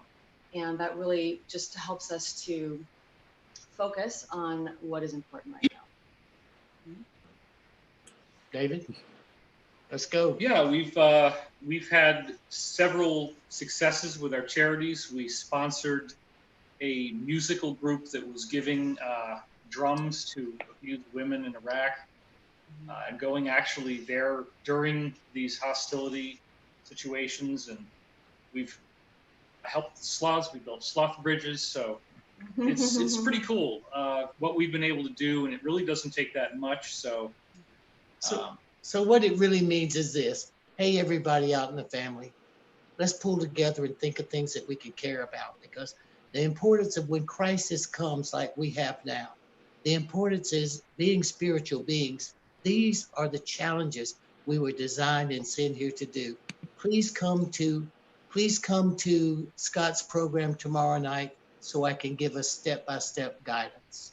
Thanks, everybody. I love each of you. Thank you so much, Dannion, and what a wonderful surprise to have your friends there with you as well. Thank you. And again, that's going to be Tuesday night, actually. It's going to be Tuesday night that we will have Dannion at 6 o'clock Pacific time on the Love Coach Academy Compassionate Talk Show.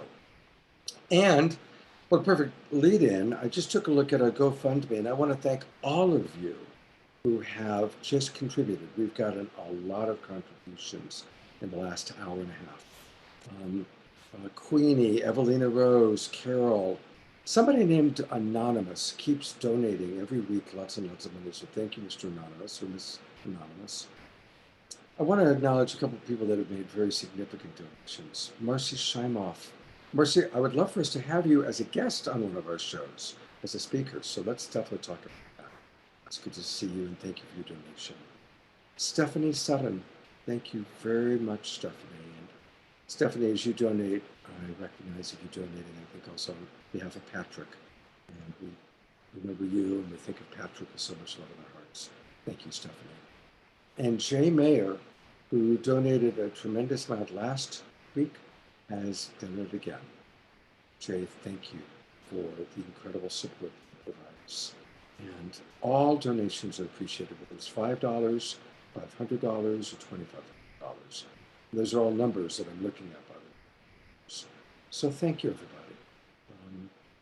We are a community, and it's beautiful, whether it's David Wolfe telling us how to build our immune system and eat right, whether it's Billy reminding us of how to use this time, the wisdom jewels, so much wisdom, such a beautiful community that we're all blessed to be a part of. And let's go back to my partner, Debra, to take it over.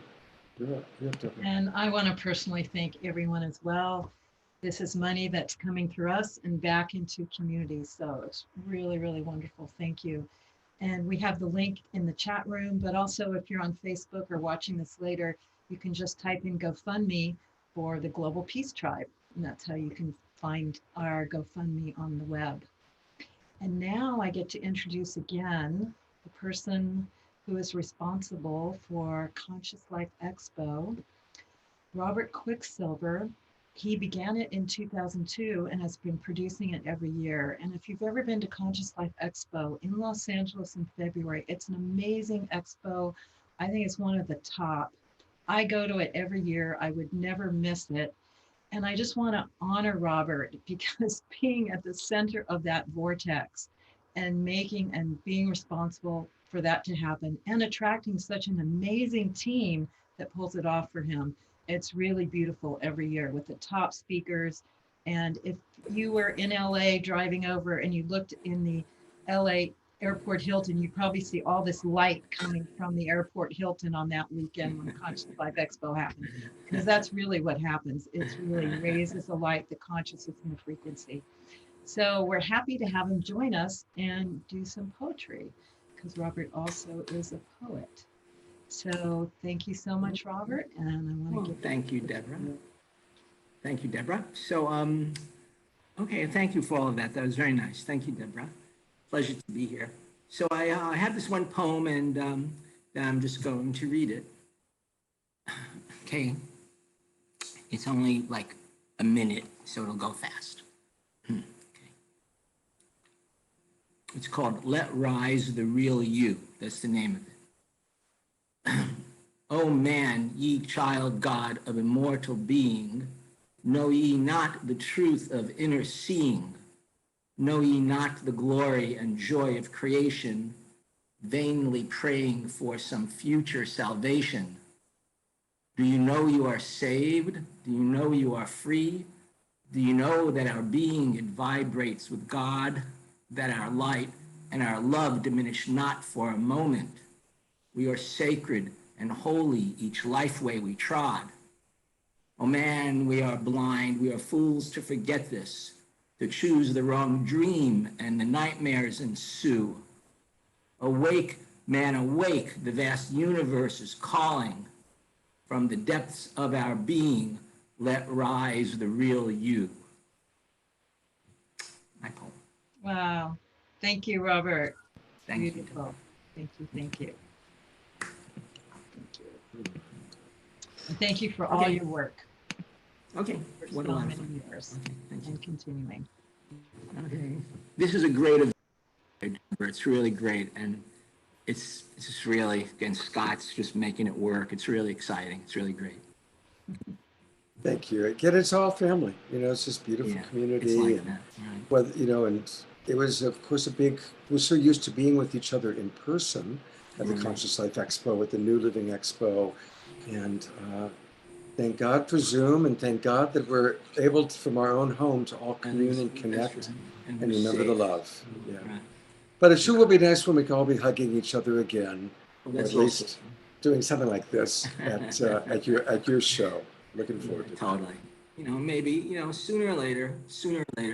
Yep, absolutely. Debra, I think it's time for some more music. Yes, and I'm really happy to invite back the amazing Elijah Ray for another song and set. So thank you so much, Elijah Ray.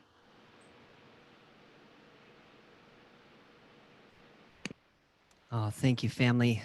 So inspiring to feel the collective field just getting more and more juicy. And I just want to just offer another dewdrop of compassion into this field. This is a song from an upcoming album called Compassion, called More Each Day.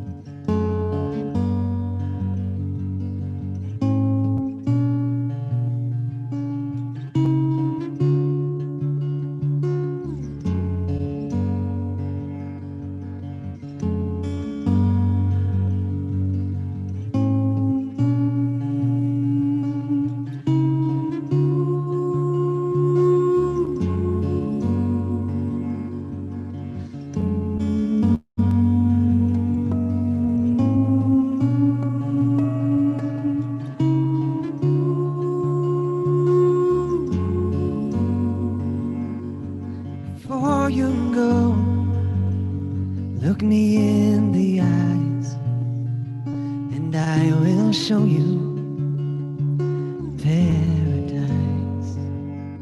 And if you're leaving tomorrow, let me say that I will love you, oh, more each day.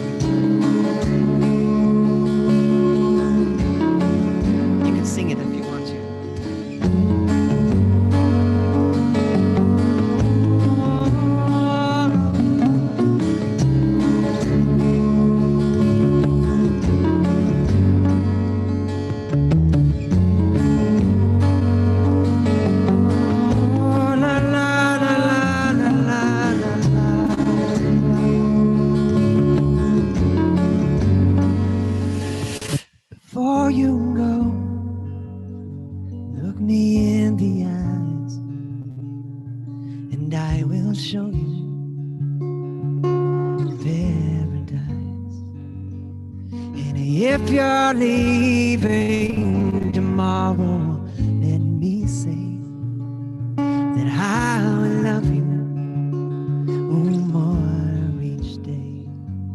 But don't you worry, babe, about your path.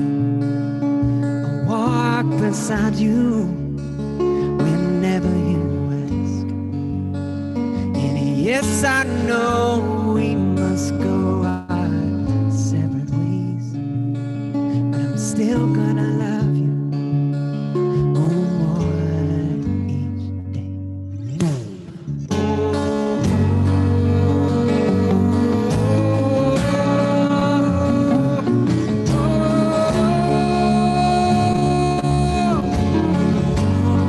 Could you sing?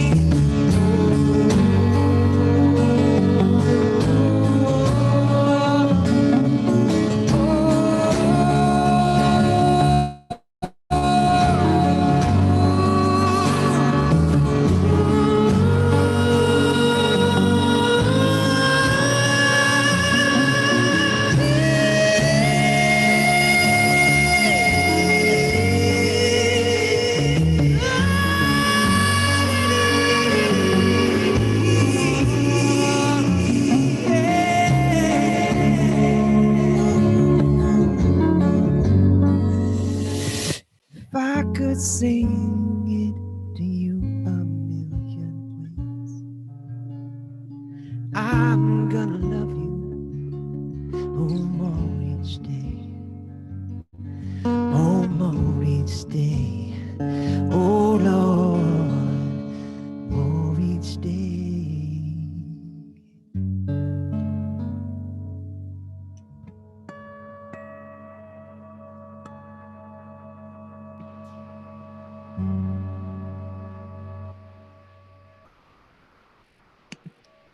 Thank you, family.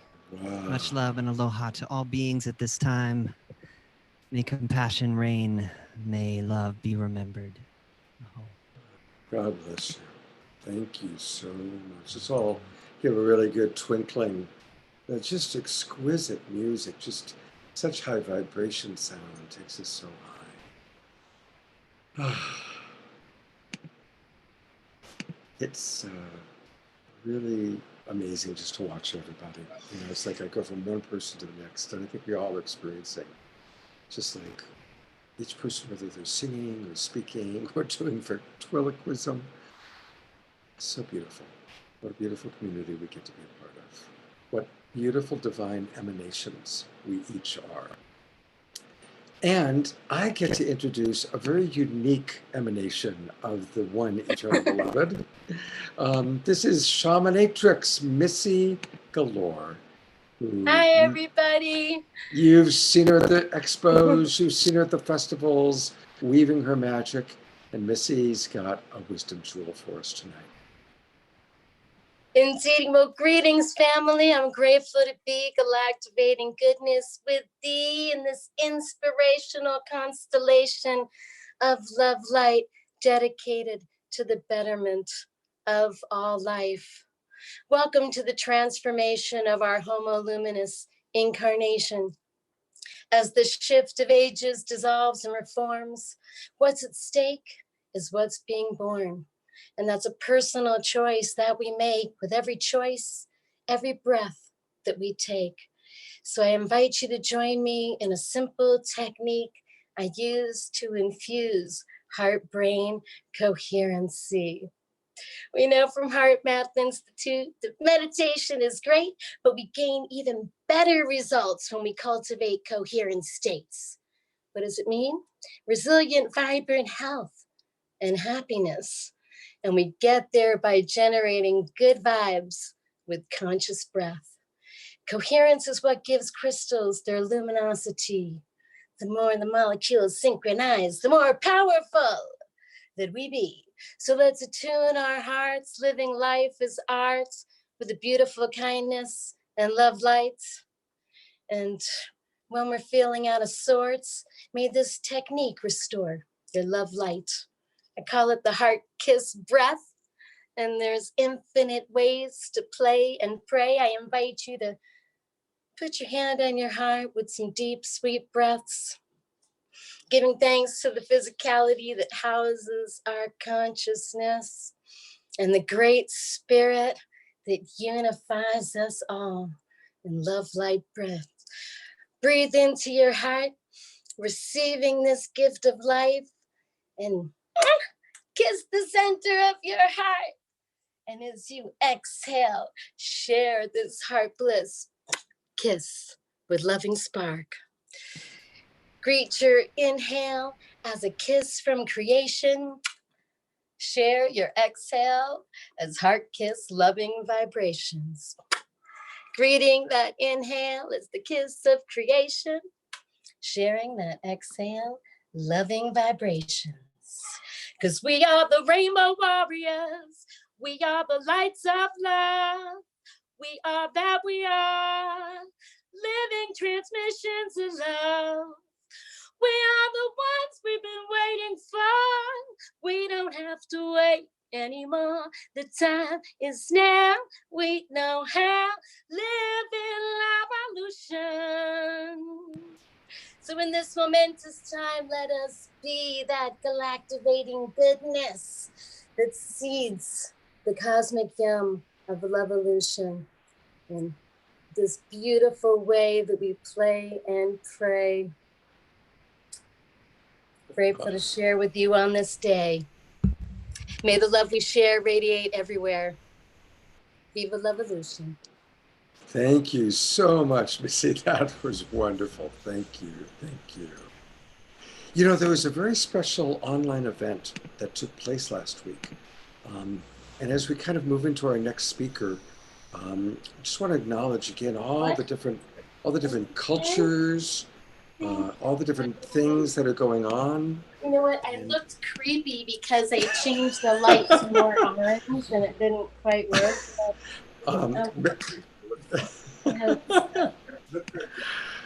And so we just learned how human we all are, right? How incredibly perfectly human that moment just was.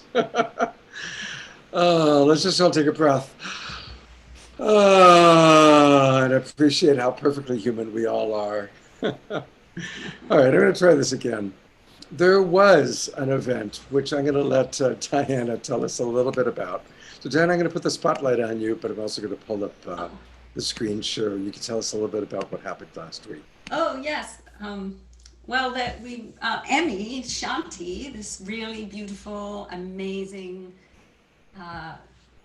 well-renowned speaker and spiritual teacher who hails from Argentina. She's very well known in the Hispanic community throughout the world, and I'm very blessed to work with her on a number of projects. One of them is we have a sacred land travel, so we travel to different sacred sites, and at the moment, unfortunately, it's obvious we can't travel anywhere. So we started something called Portals to Awakening, and it is about traveling inwards. So now we're focusing on traveling inwards. So this is what we're going to be doing now until we can take people back to the pyramids and Machu Picchu.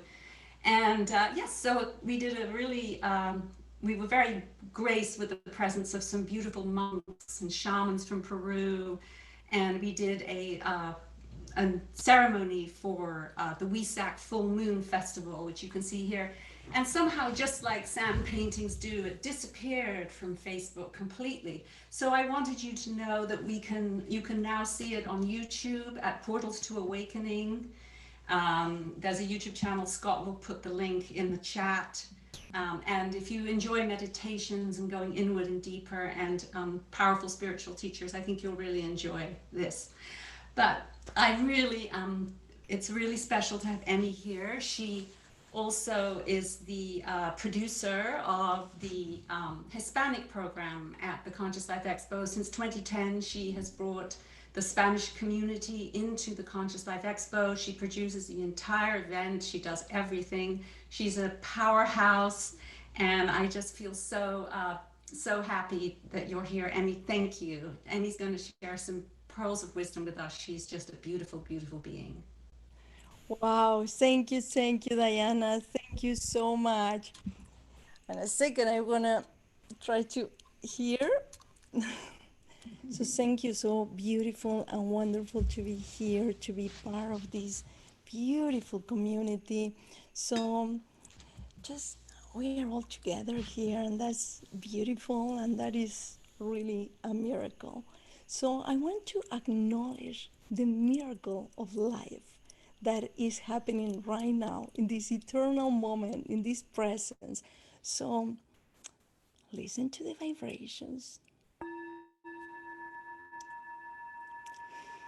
We're gonna inhale, exhale. This beautiful light energy that is here with us at this time, here and now.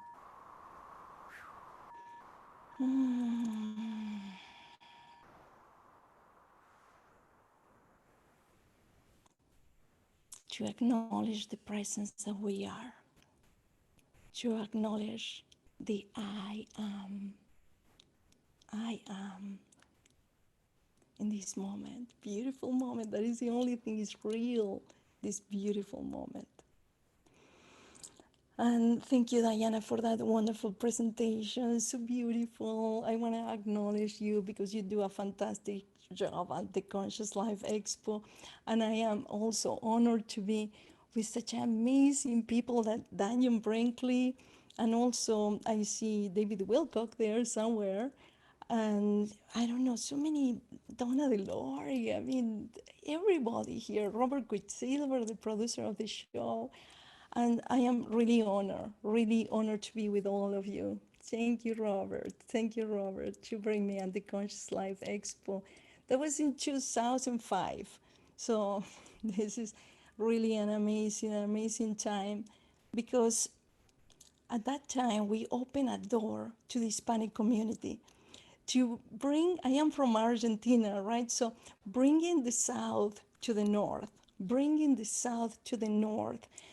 this beautiful energy that is really pulsing from the Andes, that's the, we're gonna say, galactic tribe of the guardians of the earth, the shamans, the medicine women and the medicine men that they're pulsing in the Peru and Bolivia and Mexico. It is just an amazing thing. I'm really honored to bring the Hispanic community as the Kundalini awakening from the South and raising and coming here to this wonderful vortex that is California. Thank you, thank you, thank you. I am very honored to be part of the Conscious Life Expo. So what is this new paradigm? What is this new paradigm? A paradigm, we all know, is a revolutionary new concept or an idea, a way of doing things that replaces the old beliefs or the way of doing things. So what we know, and this is the paradigm, is life is what you believe it is. Life is what you believe it is. What you want to believe life is, right? So we choose to believe in the ancient cultures, the Mayans, who brought this amazing wisdom to the earth. And this is related with the 2012. Remember the 2012?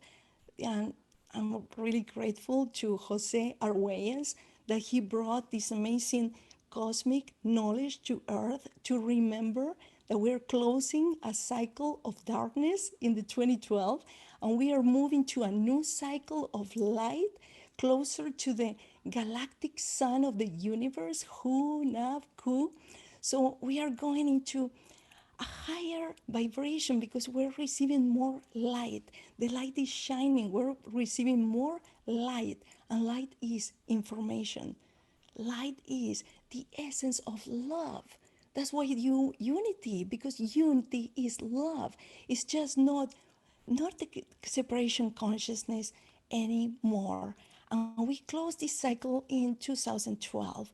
And after that, it is a time to purify yourself. It's a time for redemption. It's a time to forgive. It's a time to let go. It's a time to really reconnect with the essence of who you are. Did you did the work? Are you reconnecting with your essence, with yourself? Or you still identifying yourself with your ego? So this is the time for a great, amazing awakening. And not only the Mayans, also the Vedanta philosophy, they talk about Kali Yuga, the last like 6,000 years too, and we are at the end of the Kali Yuga. So we're really closing. We're at the end of the era of Pisces and going to the Aquarius. So please open to the light because we're receiving so much information, so much beauty, so much light. It's amazing. So open to the light. And this is not for me. This is not for you. This is for all of us because we are one. And this is the new paradigm. It's not just duality consciousness. You did something to me. I'm angry with you. And it doesn't matter. Jealousy and envy and resentment has to go because we're a family. We're the family of light. That's why we're doing this work. And, I was born like this, as you see me. It's not that I just have an awakening. I mean, that's what I did my whole life. This is my path. I am in a mission here, like many of us. That's why we're doing this work. So it's time to remove the identification with who we think we are and really embody the light that we are because we're powerful and we are beautiful and we are magical and we are eternal, so we don't never die. So this is beautiful. And we are the essence of the chi of the universe. I don't know, some people call it God and some people call it Shekinah, and some people call it Elohim or Great Spirit, Wakantanka, doesn't matter, right? Because we cannot name that. That is who we are. That's life and that's love and that's the essence of the truth that we are in our hearts. So it's time to open our heart to this new light that is shining. And the sun has lots of information. So open to the sun. Get at least, 1 minute to be in the sun and receive that codes of light and information that they are there for us to receive right now, to awaken to the new level of information that is coming for us. This is amazing. Well, I was born in Argentina. I am not from Argentina, but I was born there. So, and producing this Hispanic program, bringing beautiful people from different countries, Latin countries, I wanna present one dear, dear, dear friend that she also supports the Hispanic program for a long, long time. And this is Mabel Katz. She's amazing. She's my friend. She's an international acclaimed author, speaker, world peace ambassador. She is recognized as a leading authority of Ho'oponopono, or as she calls it in her books, the easiest way to happiness, peace, and abundance. She travels around the world, but right now, no, right? I guess she's not traveling now. So, but Mabel Katz, she has so many people that love her. Like I am one of them because she's an amazing human being. So thank you, Mabel, for your contribution to the awakening of consciousness, to the new paradigm in this world. Thank you. Thank you. Thank you. Thank you. So thank you, Amy, and thank you, everybody. Thank you, Robert, also for the invitation every year. Thank you, Diane, and thank you, all of you, because I know you from many, many years ago, Scott, I think, from my beginnings. Well, I cannot say the same thing as Amy. I was not born like this. I used to be a tax accountant, and one day I woke up. My oldest son talked to me angry as I used to talk to him, frustrated as I used to talk to him. And he woke me up, thank God. And that day I started my search for happiness, my search for peace. I was looking for peace and happiness in my personal life. I thought my professional life I was doing okay. I was very successful back in Argentina as an accountant, and I was very successful here in LA also as an accountant, but my life changed. And thank God I opened my mind and I learned how to let go and trust. And that took me to do what I do today, that is traveling the world, sharing with other people what had helped me. And that is Ho'oponopono. I tried many things like we all do in our beginnings, but I had this little voice that said there has to be an easier and faster way. And I didn't buy into the drama or finding somebody to blame, for my problems. So Ho'oponopono became like my philosophy of life. It's the only thing I practice. I respect all the philosophies. Ho'oponopono, everybody thinks it's for everybody. No, it works for everybody, but it's not for everybody. We talk about 100% responsibility, so no, it's not for everybody. But I just want to make sure that you understand that responsibility is not synonymous of guilt. Yes, I'm not here to tell you are guilty. No, no, no. You are responsible of all those memories that replay in your subconscious mind that show up as problems. And when we take 100% responsibility, we can really not only heal ourselves, but we can heal the world. Whatever gets erased from us, it gets erased from everybody. And as we now know, we are all family. So awakening and new paradigm, what a wonderful title, because isn't it what we are going through right now? Yes. And what an opportunity. Oh my goodness, how come we chose to be here in this moment? How exciting, how exciting. But as we know, it's up to us, to bring more light, yes, to all the darkness that there is right now. We know that the pandemic is not about the virus, but it's about the fear. It's a fear pandemic. And it's up to us to let go. As we know, fear takes you to the past. Yeah, the worry takes you to the future. And all we have is this present moment. And that's what Ho'oponopono helps us to live in the present. In the present, you can really change your life. It's just that thank you and the I love you is the showing the other cheek instead of resisting. Yes, we know that whatever you resist persists. But as Einstein said, we are very insane. We are very crazy people. We keep doing the same things, you know, expecting different results. Well, this is the time to change. This is the time to open our minds. This is the time to say thank you to the COVID for all the blessings, yeah, for all this opportunity that is giving us to grow, to reconnect with ourselves.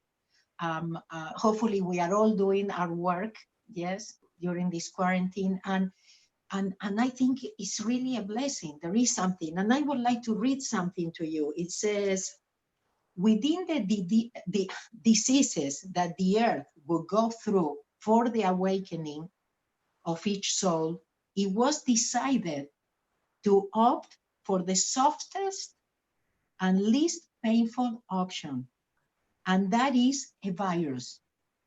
Other planets went through great natural disasters or catastrophes that in everyone's eyes were infinitely worse than an invisible disease like a virus.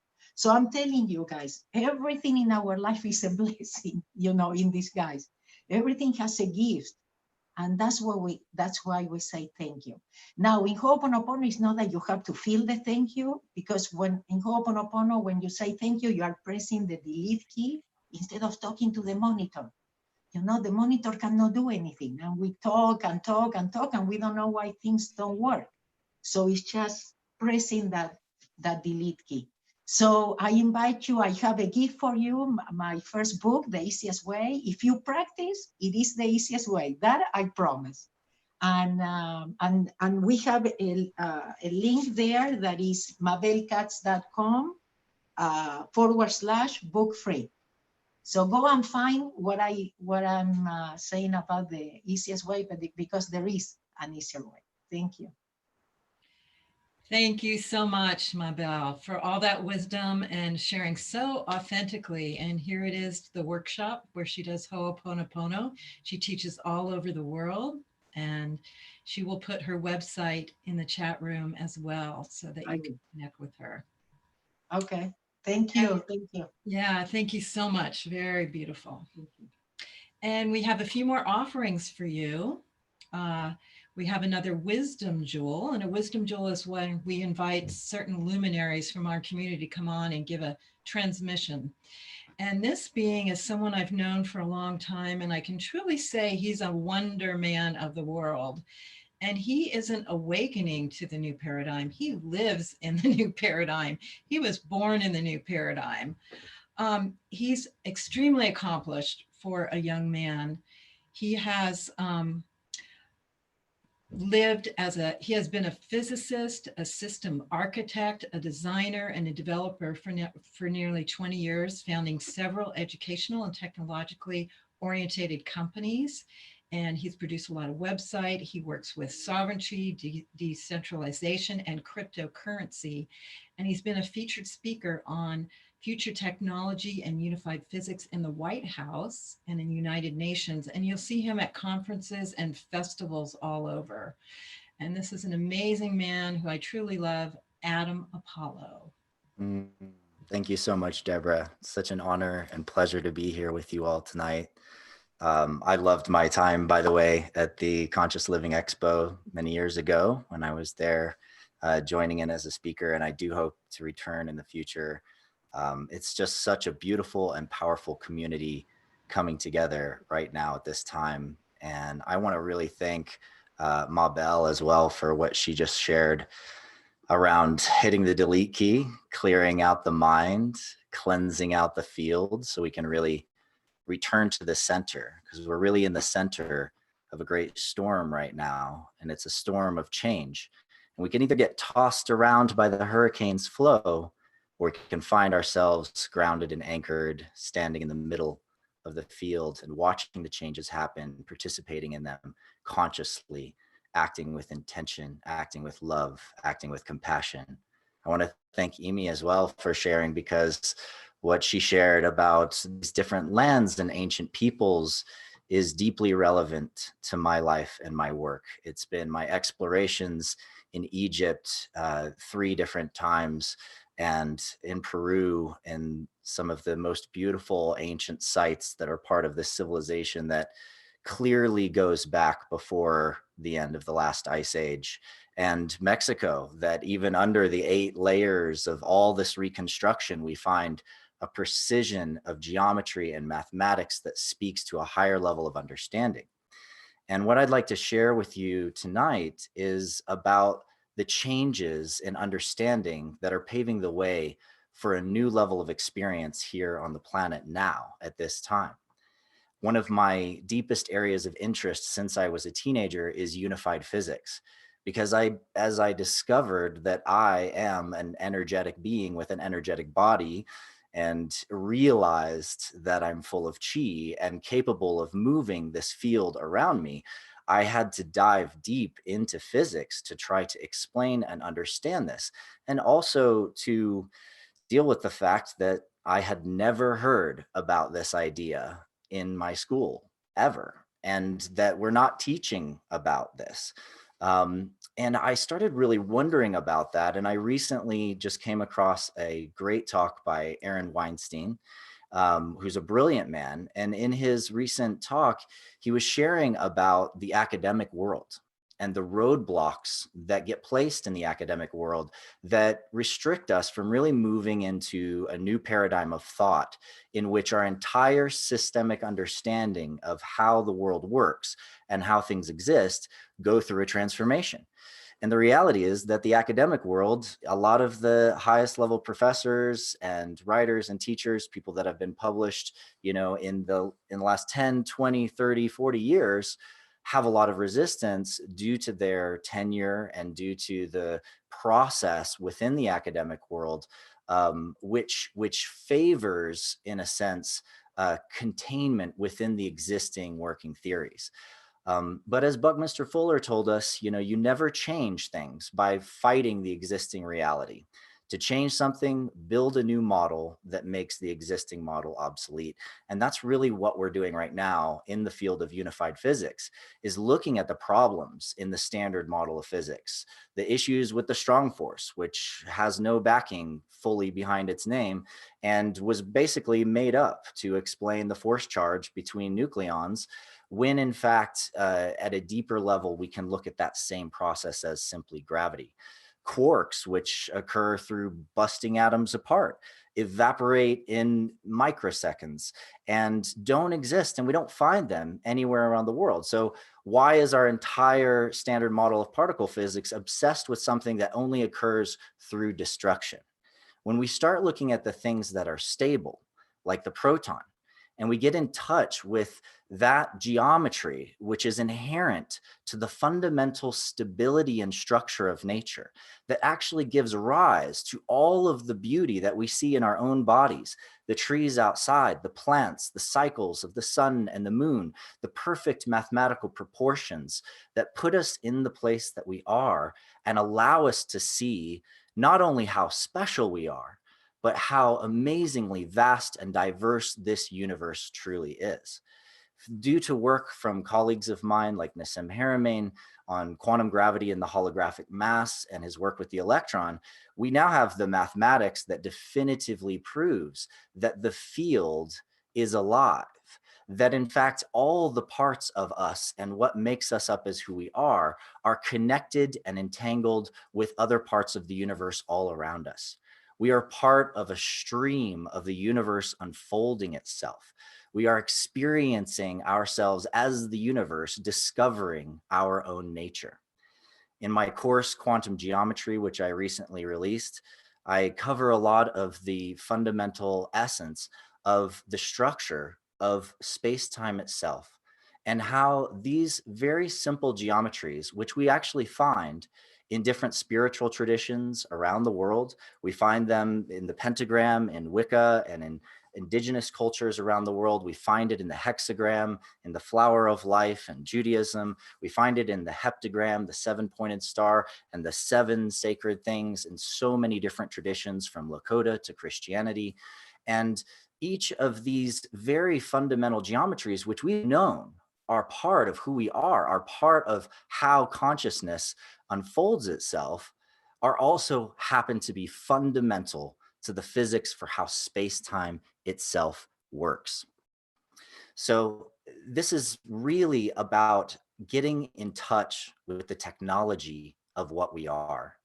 And just so you guys know, I'm just seeing Debra on the screen, so I'm not sure I'm spotlighted anymore. Pause there for a second.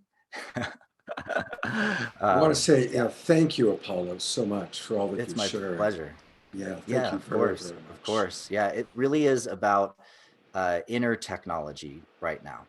And it's about really finding the bridge back to how the spirit of who we are can become matter, and leveraging technology as an augmentation system for us to better express who we are through the gifts that we bring into the world and becoming guardians of the planet to come. You muted, Scott. So I want to take a minute to just do some acknowledgements. We've got AshEL coming up, and he's a beautiful musician, and he also is one of the nonprofit organizations that we work with. But just before AshEL comes up, I want to do some acknowledgements. And thank you, everybody who's watching. We still have 200 people in the webinar room, and hundreds, maybe even thousands, still watching on Facebook. So thank you, everybody. You know, Gaia TV has a relationship with the Conscious Life Expo, and they take all these wonderful speakers and then take the videos of what took place at Conscious Life Expo and run them on Gaia TV. And that includes the speakers you've seen today: Billy and Adam, Dannion, Mabel, David, Wolfe, our entire Conscious Life Expo Hispanic program. It's all watchable and can be streamed on Gaia TV. So we really want to thank and acknowledge that wonderful organization. If you don't have Gaia yet, please check it out. And maybe Diana, you can put in the chat box how people can get Gaia TV. That would be wonderful. I also want to just acknowledge that the donations are continuing to come in, and it feels really, really wonderful. Thank you, Yamina, Genevieve, Philip, Laurie, Anonymous many more times, Stacy, Joanne. Thank you, Joanne, for a very generous contribution. And again, thanking Jay Mayer for just really providing so much support for us. We feel really, really grateful. And to introduce AshEL, I'm going to turn back over to Kenny. And as you talk a little bit about your organization, AshEL, I will show the photographs that you sent to us. Ken, put the spotlight on you. Thank you. AshEL is an amazing guy. I just feel so connected to him. His company takes surplus foods from like farmers markets and things that basically will be thrown away, and basically recycles those items into food and beverages for homeless, to people who are stuck at home, and make some beautiful things. I mean, look at these pictures, just fantastic. And he's been doing it all from the grace of God, and with our help tonight on that, we are just going to help support that. Essential Food and Medicine is the organization, that's the nonprofit. So take it over, AshEL. Hi, how's it going? First of all, just thank you so much for having us to be a part of this. It's a very high vibrational night. All our friends and buddies, Adam Apollo, Elijah Ray, everyone. Validate. Folks who are really AshEL, we're having a little bit of an audio issue. You're kind of coming in and out. So if you've got, by any chance, if you've got earphones, because your computer's having a little bit of a struggle. So if you could put on headphones, that would be wonderful, because we want to have the complete AshEL experience. That'd be wonderful. And I'll just go back to the sharing the screen while we do this, and we can take a look at some of these photos of the work that his organization does, and they take and create juices. They're not just giving like canned food out to people. They're giving out juice, really alive food. And so it's a very important thing that you're doing. And thank you for delivering food kind of to the next level, delivering live food, juice. I'm imagining that David Wolfe, if he's still with us, is smiling and appreciating that. So thank you. And waiting for AshEL to come back on. Also, just want to remind everybody that at the end of our program, we have our Compassionate Connections Community Connection Time. And that's when people can come on and share for a minute, whatever is alive for them, but really we try to ask people, focus on what the theme of tonight's show means to you, awakening the new paradigm. So that's going to happen in a little bit. Obviously, tonight's show is definitely our marathon show. When we go back and we look at all these, this is going to be the long one. But just so many jewels and so much wisdom and so much beautiful music and inspiration. So thank you, everybody. And thank you to the 200 people that are still watching with us on the webinar and everybody on Facebook. Thank you. AshEL, let's give it a try again. Can you hear me? Much better. Thank you very much. Got the headphones on. Yeah, so I just want to again just say gratitude. Really great. And also see Serena from community medics, really demonstrating like the power of bringing people together, forcing energy to transfer it on and being conduits for that energy. So we really appreciate the exemplification of that as well. So I have a social here from Essential Food and Medicine. Let's talk a little bit about the organization, and hopefully we can get into some music. Yes, well, greetings to all of you. And as Ken and Scott were explaining, with Essential Food and Medicine, it's our mission to nourish the roots of people's health, especially in these trying times.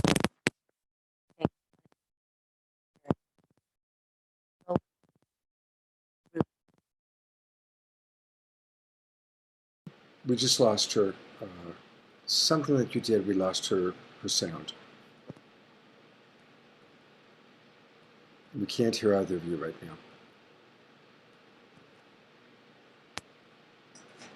Can't hear you still. Can you hear us now? Yes, yeah. Okay. Fantastic. So as we were saying, the mission of EFAM is really to nourish the roots of people's health.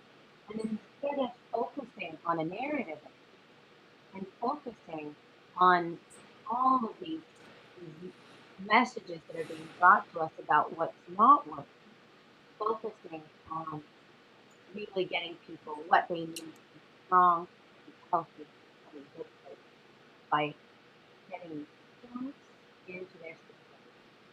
This is food, movies, ferment, and these are going to unhoused folks here in our neighborhood in West Oakland.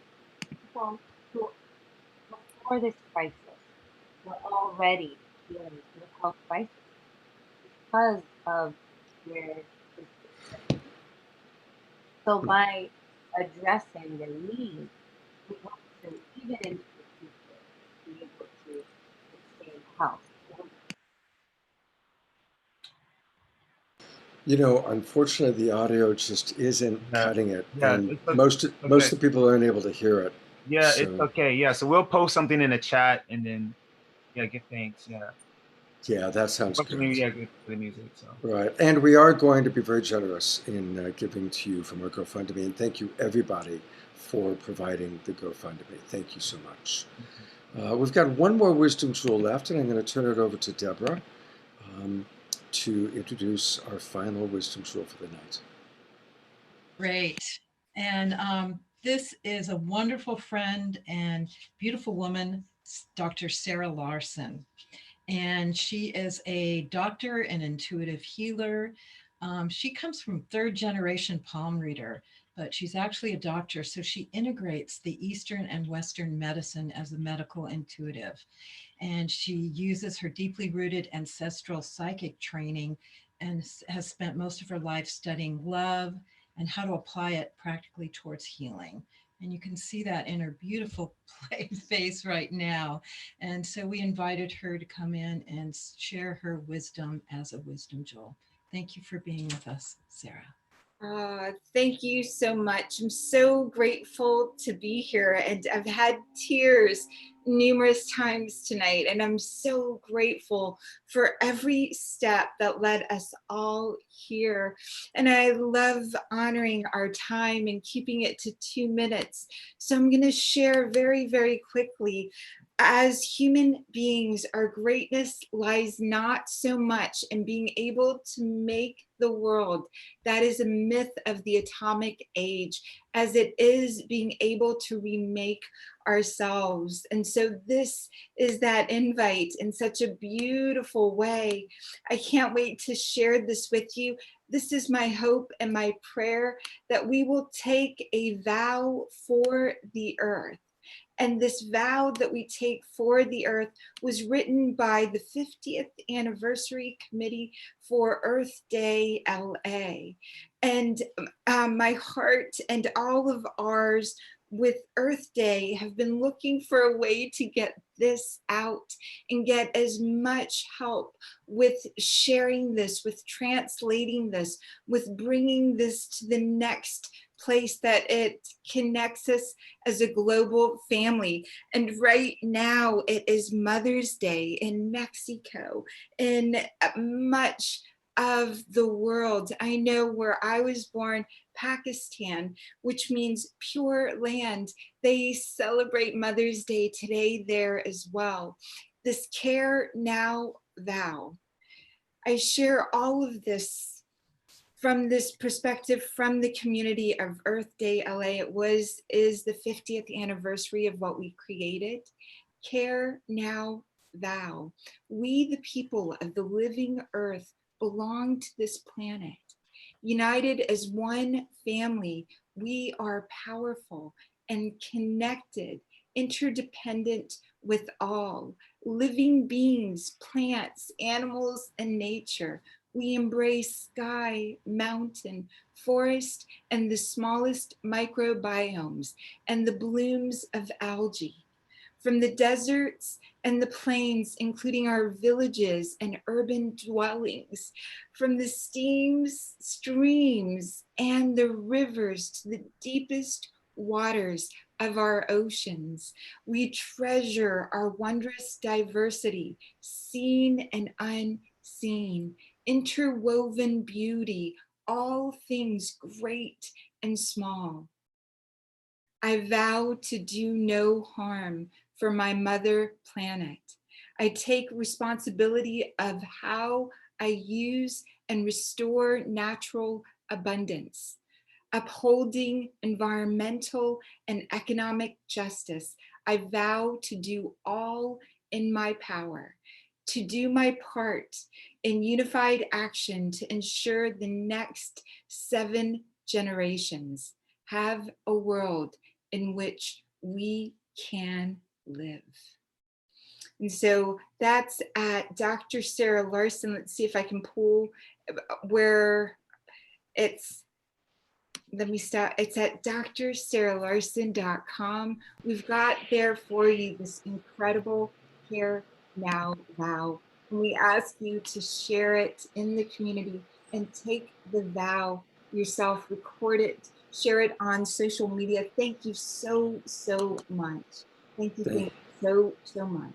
Thank you very much, Sarah. Thank you for that beautiful vow, and I hope that we all will print it out and read it. Well, we're almost coming to our conclusion. We are going to have a video with Bashar, who did a special channeling for us. And I'd like to turn over to Diana one more time. I want to thank you, Diana, for being such a wonderful co-producer, bringing so many of your friends and speakers with us.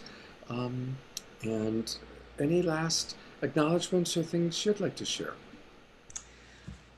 Yes, I'm just so grateful that everybody came and participated. It feels like it's been a really powerful channeling into the world, and I've just been really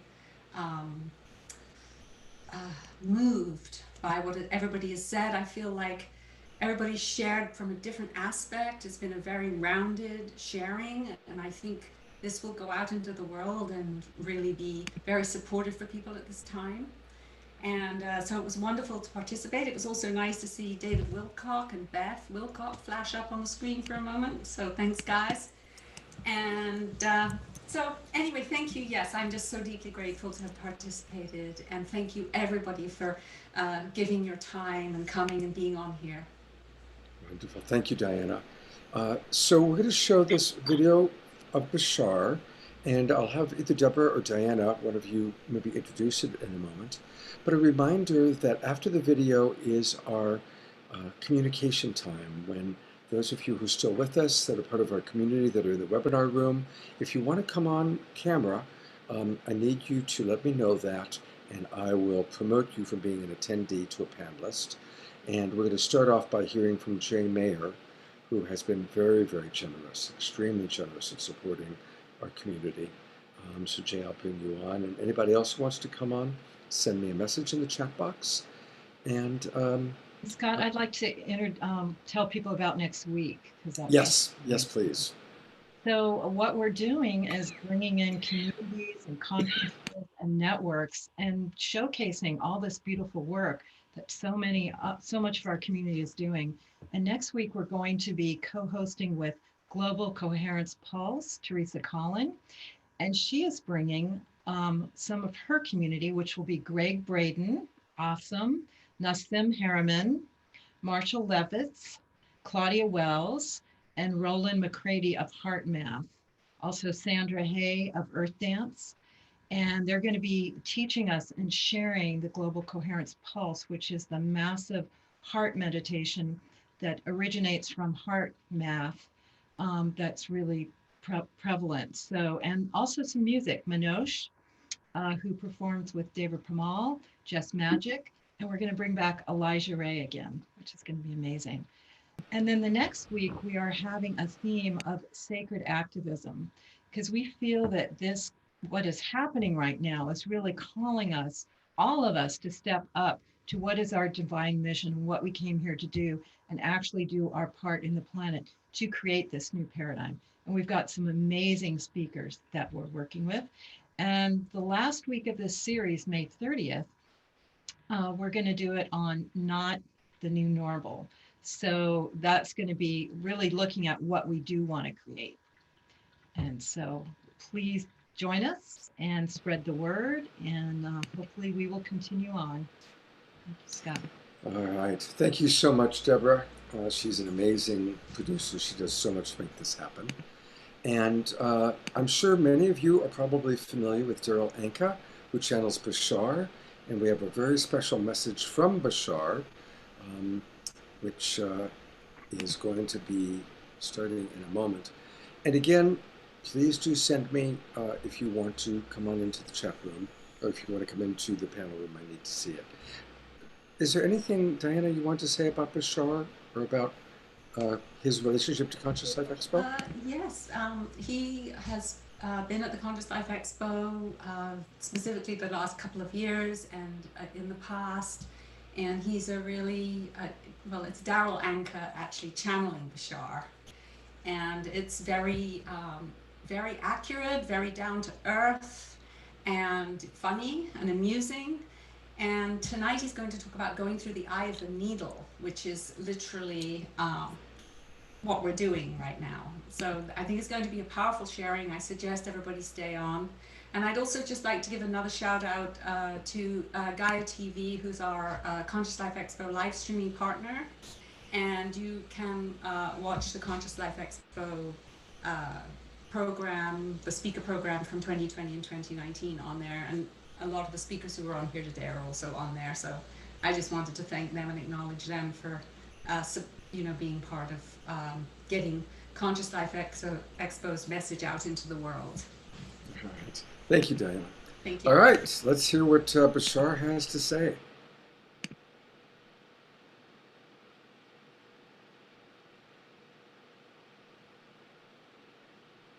That's Darryl channeling him.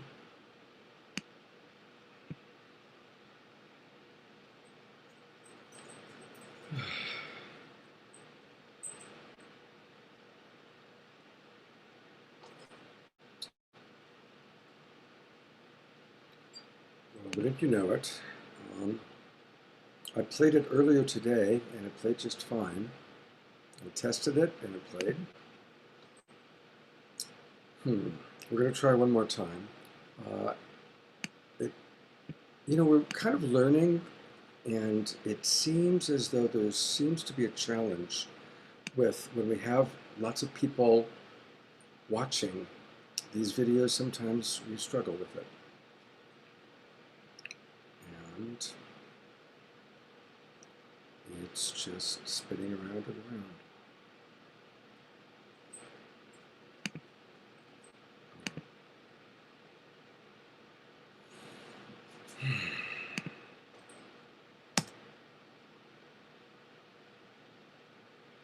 Try again.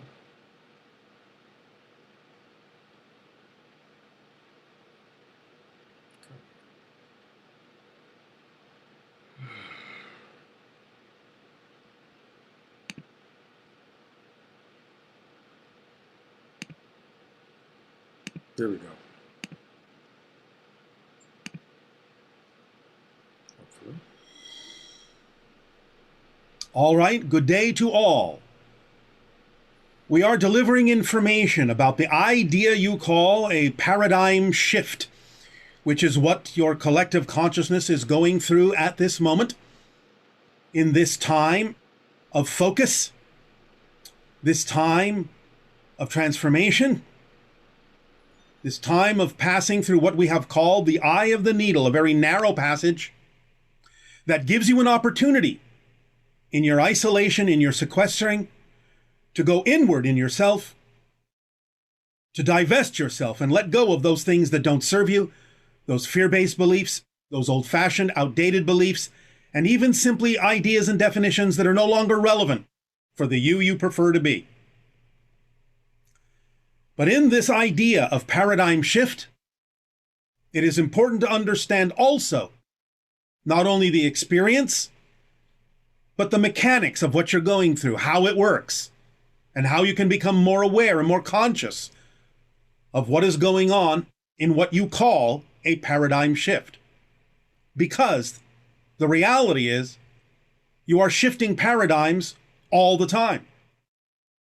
As we have talked about, when you change anything, you're actually shifting to another version of Earth, another reality, billions of times per second. This is what creates the side effect, the illusion you call time, is that your consciousness is shifting through billions of different frames, so to speak, creating the illusion of time and movement and change and physical reality and space. So the idea is that you're already shifting very, very quickly. You're already changing your paradigms all the time. That's how you experience time. That's how you create time, is by changing your paradigm. So when we talk about the idea of changing and shifting your paradigm, it's not something that you have to learn to do. It's something you need to be more aware that you're already doing, so that you create more consciousness, more awareness, more conscious participation in what you're already doing. By understanding that this mechanism is automatic, that it's going on all the time, then you can navigate yourself through these paradigm shifts that you do billions of times per second in a more conscious way, leading yourself, navigating yourself, taking yourself through the different frames, through the different paradigm shifts, toward those that are more and more in alignment, more and more representative of the kinds of realities that you prefer to experience, the versions of Earth that you will shift through, to constantly experience new versions that are more representative, more reflective of the kinds of Earths that you prefer to experience. And therefore, it's simply a matter of becoming more aware of what you're already doing. Now, the idea of all these parallel versions of Earth existing simultaneously, because time is an illusion, is what forms the basis of this ability. When you project yourself, your consciousness, into the focus that you call physical reality, it's just that you go through these shifts so quickly, so smoothly, you don't even know or haven't known you've been doing it all along. So since you are experiencing paradigm shifts constantly to create the illusion of time, it's about allowing yourself to go inward now in this time of sequestering and work on your belief systems and letting go of those that prevent you from having more awareness of this mechanism that has always been going on since you decided to experience physical reality. It's simply one of the ways that physical reality is created. So, by divesting yourself of fear-based beliefs or things that simply are no longer relevant for you, you actually increase the sensitivity of your senses. You expand your ability to sense things that are going on different dimensional levels. You become more aware of what you're already doing, how you're already creating your reality. And by becoming more aware of that, you gain more mastery over how you're doing it, more consciousness about the direction you take yourself in, so that you can, in what you call your timeline, which is actually composed of many timelines, since you're always shifting around, you become more aware of how you're doing it. You become more able to navigate yourself along those frames that are only more and more representative of your true self, more in alignment with your true vibration, your essential core being, and experience only more and more those versions of Earth, those paradigm shifts that are more in the direction of the change you've made within yourself, vibrationally speaking. Because remember, physical reality isn't real. It's an illusion. It's a projection of consciousness. It's like a mirror reflecting back to you the vibration you're giving off. So the more awareness you have of what you're already doing, awareness leads to understanding this mechanism more clearly. And understanding this mechanism of what you're already doing more clearly leads to more experience that shifts and changes in ways to reflect to you the transparent nature of your physical reality. Time and space become more fluid, more flexible, more malleable. You experience more positive synchronicity aligned with your new vibration, your new paradigm that you're shifting through and to. You allow yourself more physical reflections that physical reality is your projection. The experience of physical reality is real, but physical reality itself is not solid, is not permanent. One of the ways you know that physical reality isn't really real is that it isn't permanent. Things dissolve, things disintegrate. And therefore, that's your first clue that physical reality is just a projection. It's always changing, it's always shifting. Whereas your essential being, if you want to call it your essential consciousness, your essential awareness, your essential existence, your knowledge, your knowingness of yourself as a reflection, as a part of all that is, that is eternal. That never disintegrates. That never goes away. It may change in terms of your perspective of yourself, from what level you're seeing yourself, but you are always going to be experiencing it from your perspective. Your perspective, as a perspective in all that is, never ceases to exist. Things are always going to be happening to you from your perspective, no matter what level you're on.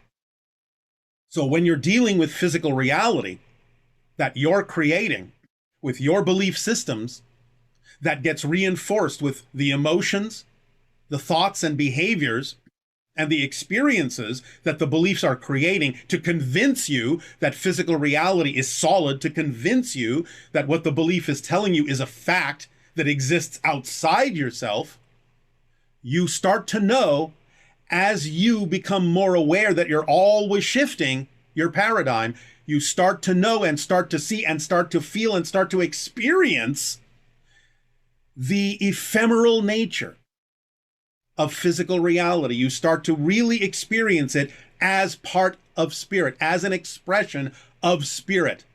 The barriers between the idea of physical and non-physical reality start to dissolve, so that as space and time become more flexible, you develop a sense of mastery, and thus a sense of artistry and a sense of creativity with the creation of your physical reality and the creation of new reflective paradigms, because you're already doing it as a mechanism. It's just that you've been using it to create what appears to be a slowly changing reality, instead of the true understanding that every single time you change billions of times a second, you are literally shifting to new realities, entirely new universes, entirely new ones, that you are truly a new person, a different person than was there before, that you are focusing your consciousness through new eyes, and that you're creating for yourself not only a new present, but a new future, as well as a new past. Because with every change you make in creating a new present, you have to also, from space-time perspective, allow a new past to exist that would have been the past that created the new you. So you are changing your history billions of times a second as well. You may have had a completely different history 5 minutes ago, but you may not remember that, because as the new you, you're only aware of the new history that goes along with the new present you have created. If there is a reason for you to remember the idea of another history that was there a moment ago, then that can happen as space and time become more flexible and create what some of you have recognized as the Mandela effect, where different people actually remember different pasts, because there is an overlap now, more awareness of all the different parallel realities you are shifting through. And so sometimes you can retain in the present the idea of more than one parallel reality as a reference point to see that you have changed. Sometimes people will do that, thus creating what you have said to be the Mandela effect, where different people seem to genuinely remember different histories. That's not a confusion. There are different histories overlapping. Sometimes then, when that becomes clear and you know the direction that you really prefer to go, you may dissolve the overlap to a point where you will only perceive the history that you need to perceive, as you're doing right now. So again, the idea of this ability to more creatively, with more consciousness, more awareness, more mastery, make paradigm shifts in the direction you prefer, all begins with the awareness, the understanding, and the reinforced experience that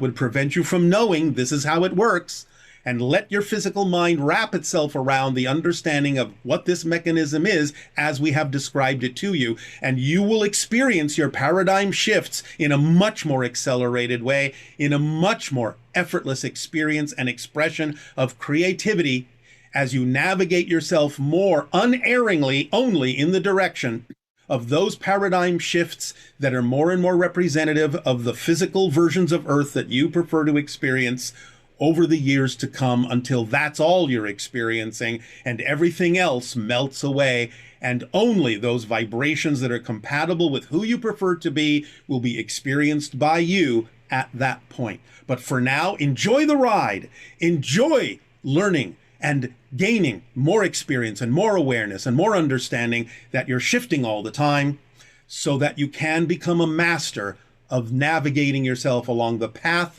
that is truly you.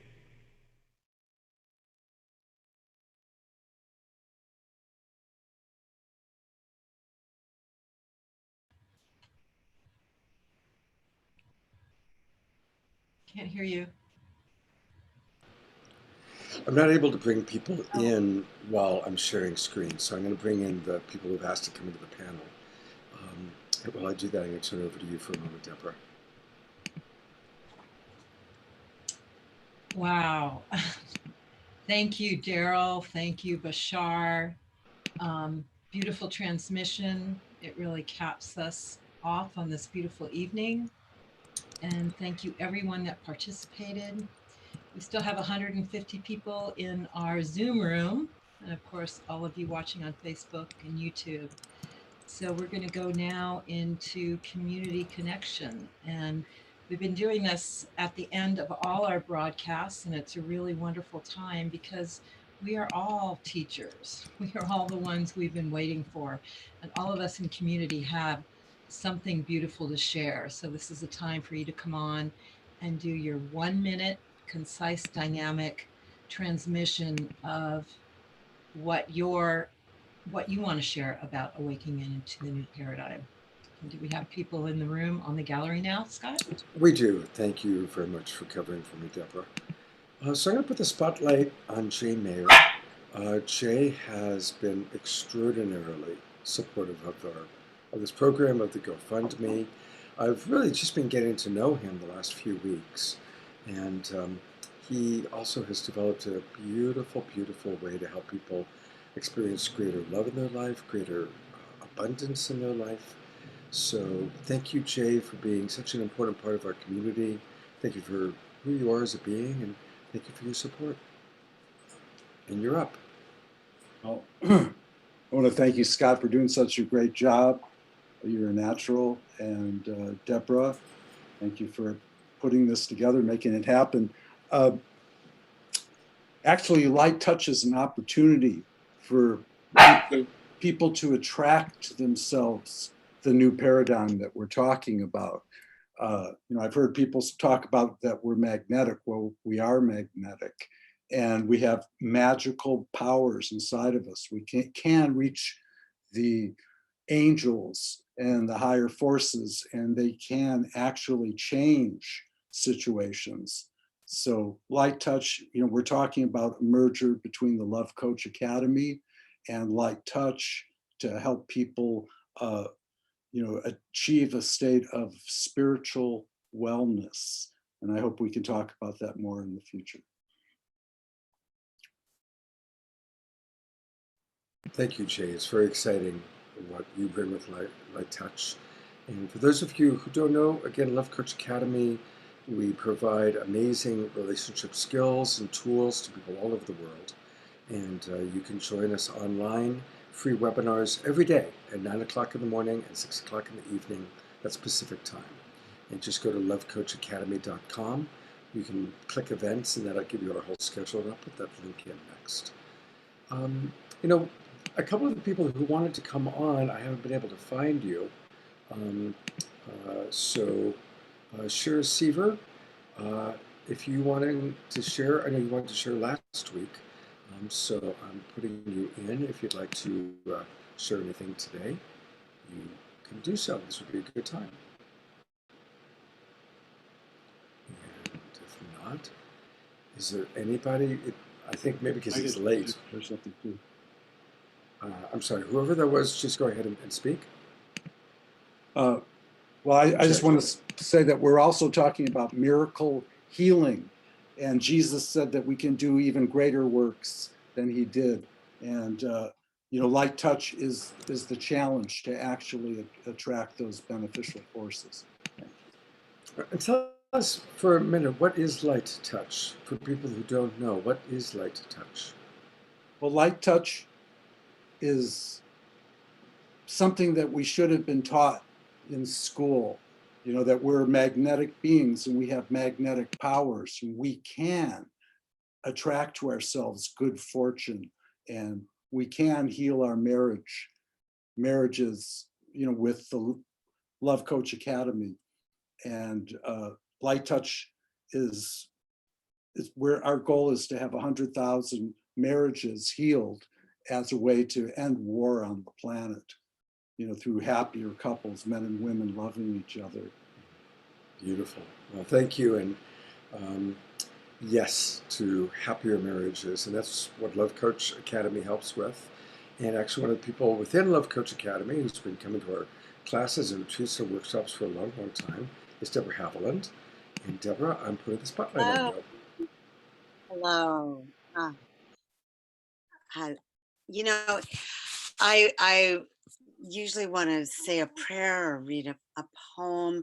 Right now, I'm just so moved by everybody. I want to express deep gratitude for what is happening here, where we are all expressing our highest consciousness and inspiration of awakening. And I have known since I was born on Easter Day that I was called you know, I think a lot of us here are bodhisattvas. We have returned. This is our time.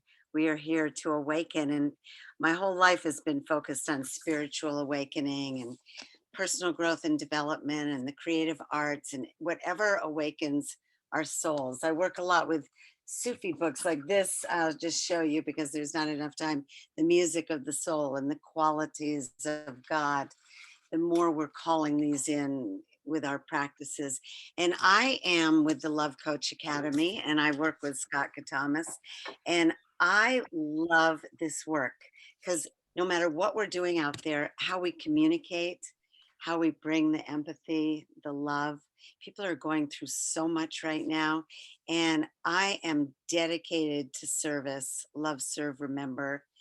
And I'm a love coach and I work with nutrition and all the ways that we can heal our heart, mind, body, and soul and be doing our purpose and creating heaven on earth. So thank you. It was beautiful. Thank you very much, Debra. Thank you. Thank you very much. Thank you. We're going to have Shira Seaver come on in a moment. And AshEL, I would love to maybe close us with you playing music if you've been able to kind of get the audio together.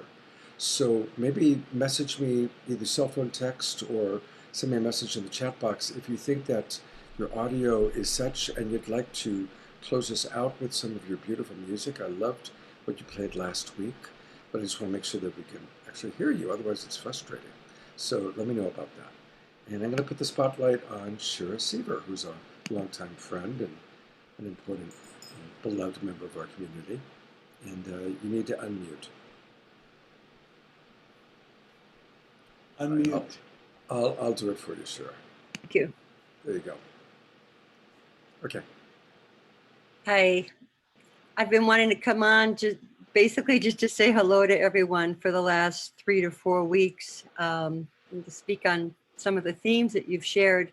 Tonight was so profound that I certainly don't have anything to add to it other than gratitude and inspiration. And I'm very inspired just to be the change I want to see and to walk, to continue to walk in love and light and continue to do the inner work. That seemed to be a real strong theme this evening, that let's focus on our inner technologies right now. So I'm just saying hello and thank you. And I'm really looking forward to the Sacred Activism episode next week. And I look forward to sharing a little bit more then. Beautiful. Thank you, Shira. Thank you. Nice to see you all. And actually, just to be clear, next week is Global Coherence, and they bring in people from HeartMath, Oh, that's right. Right. So next week is Global Coherence, and the following week, May Got it. Thank you. 23rd, Okay. Sacred Activism. Thanks a lot. Sure, thank you. All right, an old friend, Samuel. We're going to bring you on for a moment. Samuel, how are you doing, partner? Good, thank you. I just wanted to share to everybody about the Sacred Friends community. We're based in Los Angeles.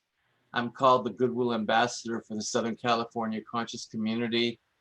I've been connecting people forever.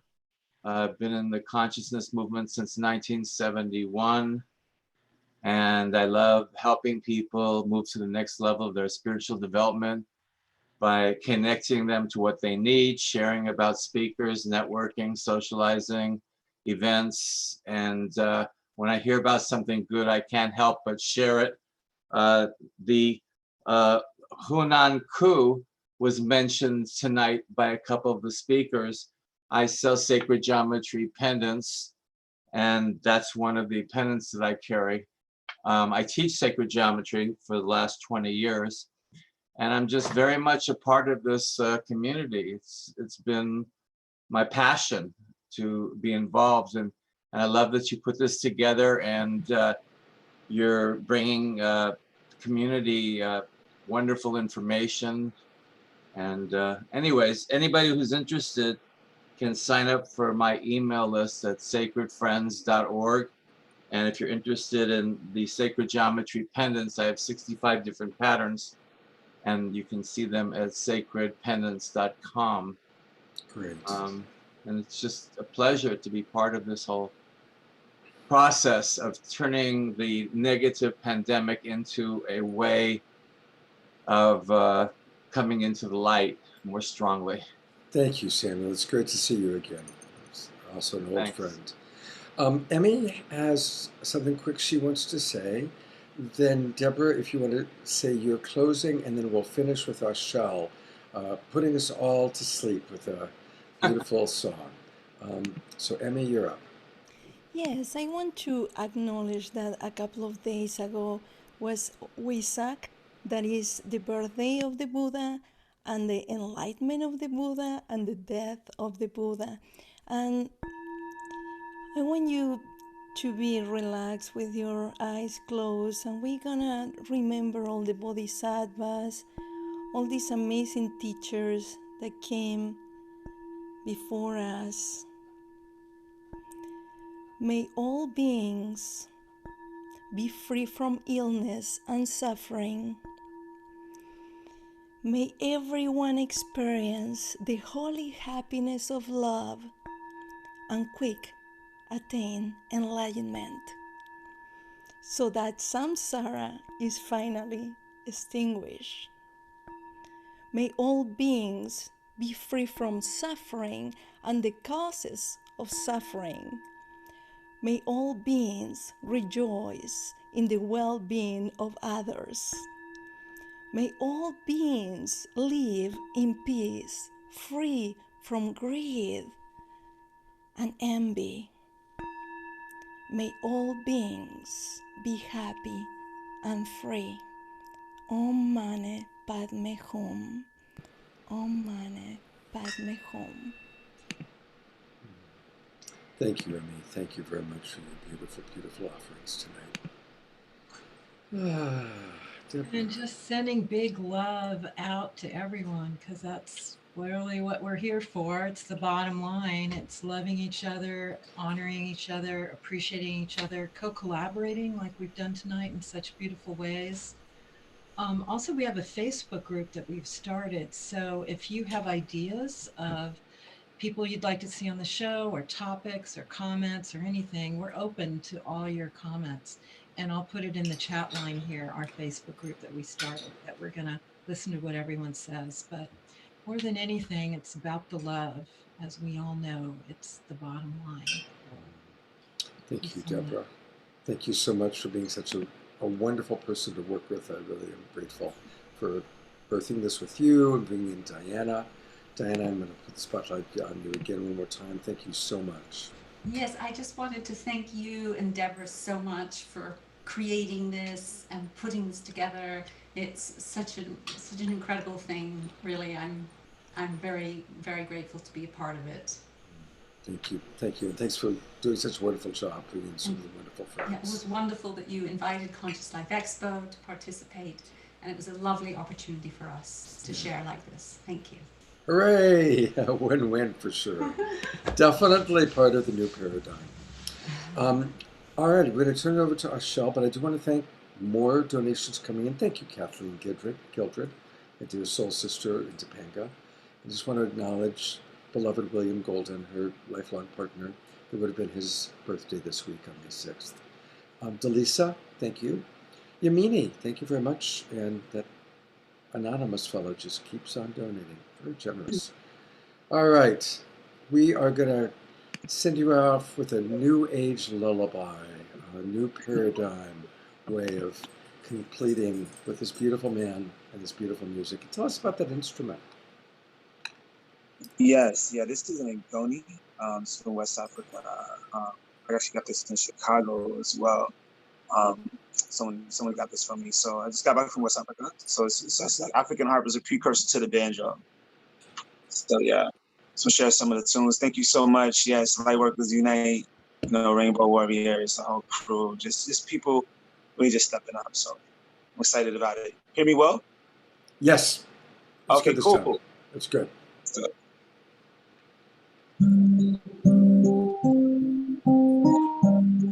Essential food and medicine.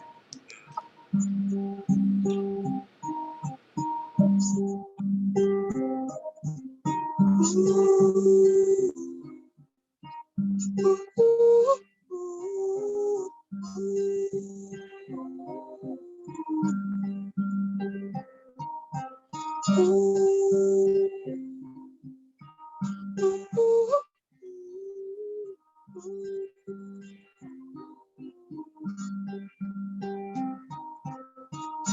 man, nobody nothing at all. Not a name that anybody can call. Got a mission on mission to change the world. There's a mission for the boys of the girls. There is religion that you never know. No agenda to stick it to the man. Or even in the hope, no, not selling dope. Or somebody that might ain't lie to me. Distribution, inspiration, no desires. Temperature, or the ice or the man. Hush up every team, a political party. The lazy, no revolutionary. Patient never waiting, got no story. Am what I am, I'm completely empty. Am what I am, I'm completely empty. I am what I am, I'm completely empty. Emptiness, silence is the me. Stillness is what gets back to me. In the silence,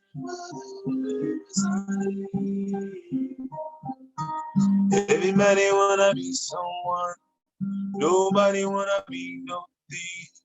But what we believe we are, just a mask over the real thing. What is watching the watcher, perceiving the perceiver, perceive, believing you're the person. We awaken from this tree, the ways in the mind are ancient. The true self is without time. I see you is at the nothing to do. It's realize, it's people rising in the silence now. Sit back and pray, meditate on now. That is for everything. Silence is the stillness is what gets back to God. Inside is where the world is at.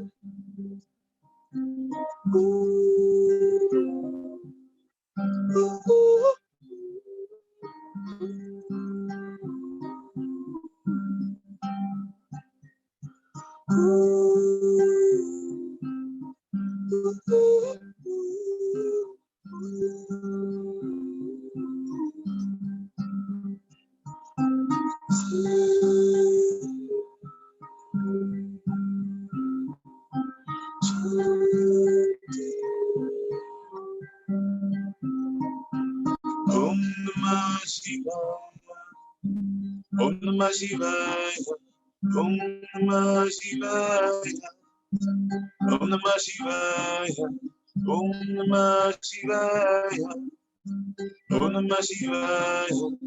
Om Namah Shivaya, Om Namah Shivaya. Emptiness for love everything. Inside is where the world is at. Silence is the universe.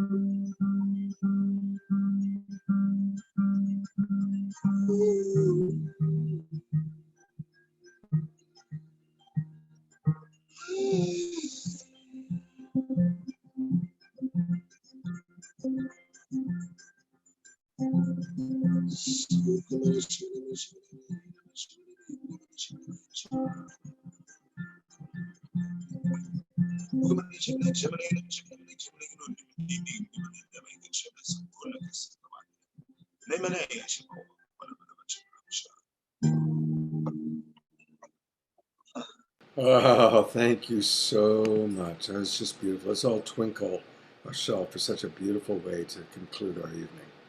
Thank you very, very much. Thank you, everybody, for watching. Tomorrow morning, it's 9 a.m. I'll be doing the Sacred Sunday show for Love Coach Academy. And we've got something every day at 9 a.m. and 6 p.m. Pacific time. Remember, Tuesday night at 6 o'clock, we'll have Dannion Brinkley. And you can get a chance to really drop in deeper with Dannion. Thank you, Ken Kaufman. Thank you, Debra Giusti. Thank you, Jay Mayer, for all of your support. Thank you, all of our presenters, musicians. Let's all get a good night's rest. Good night, everybody. See you next week.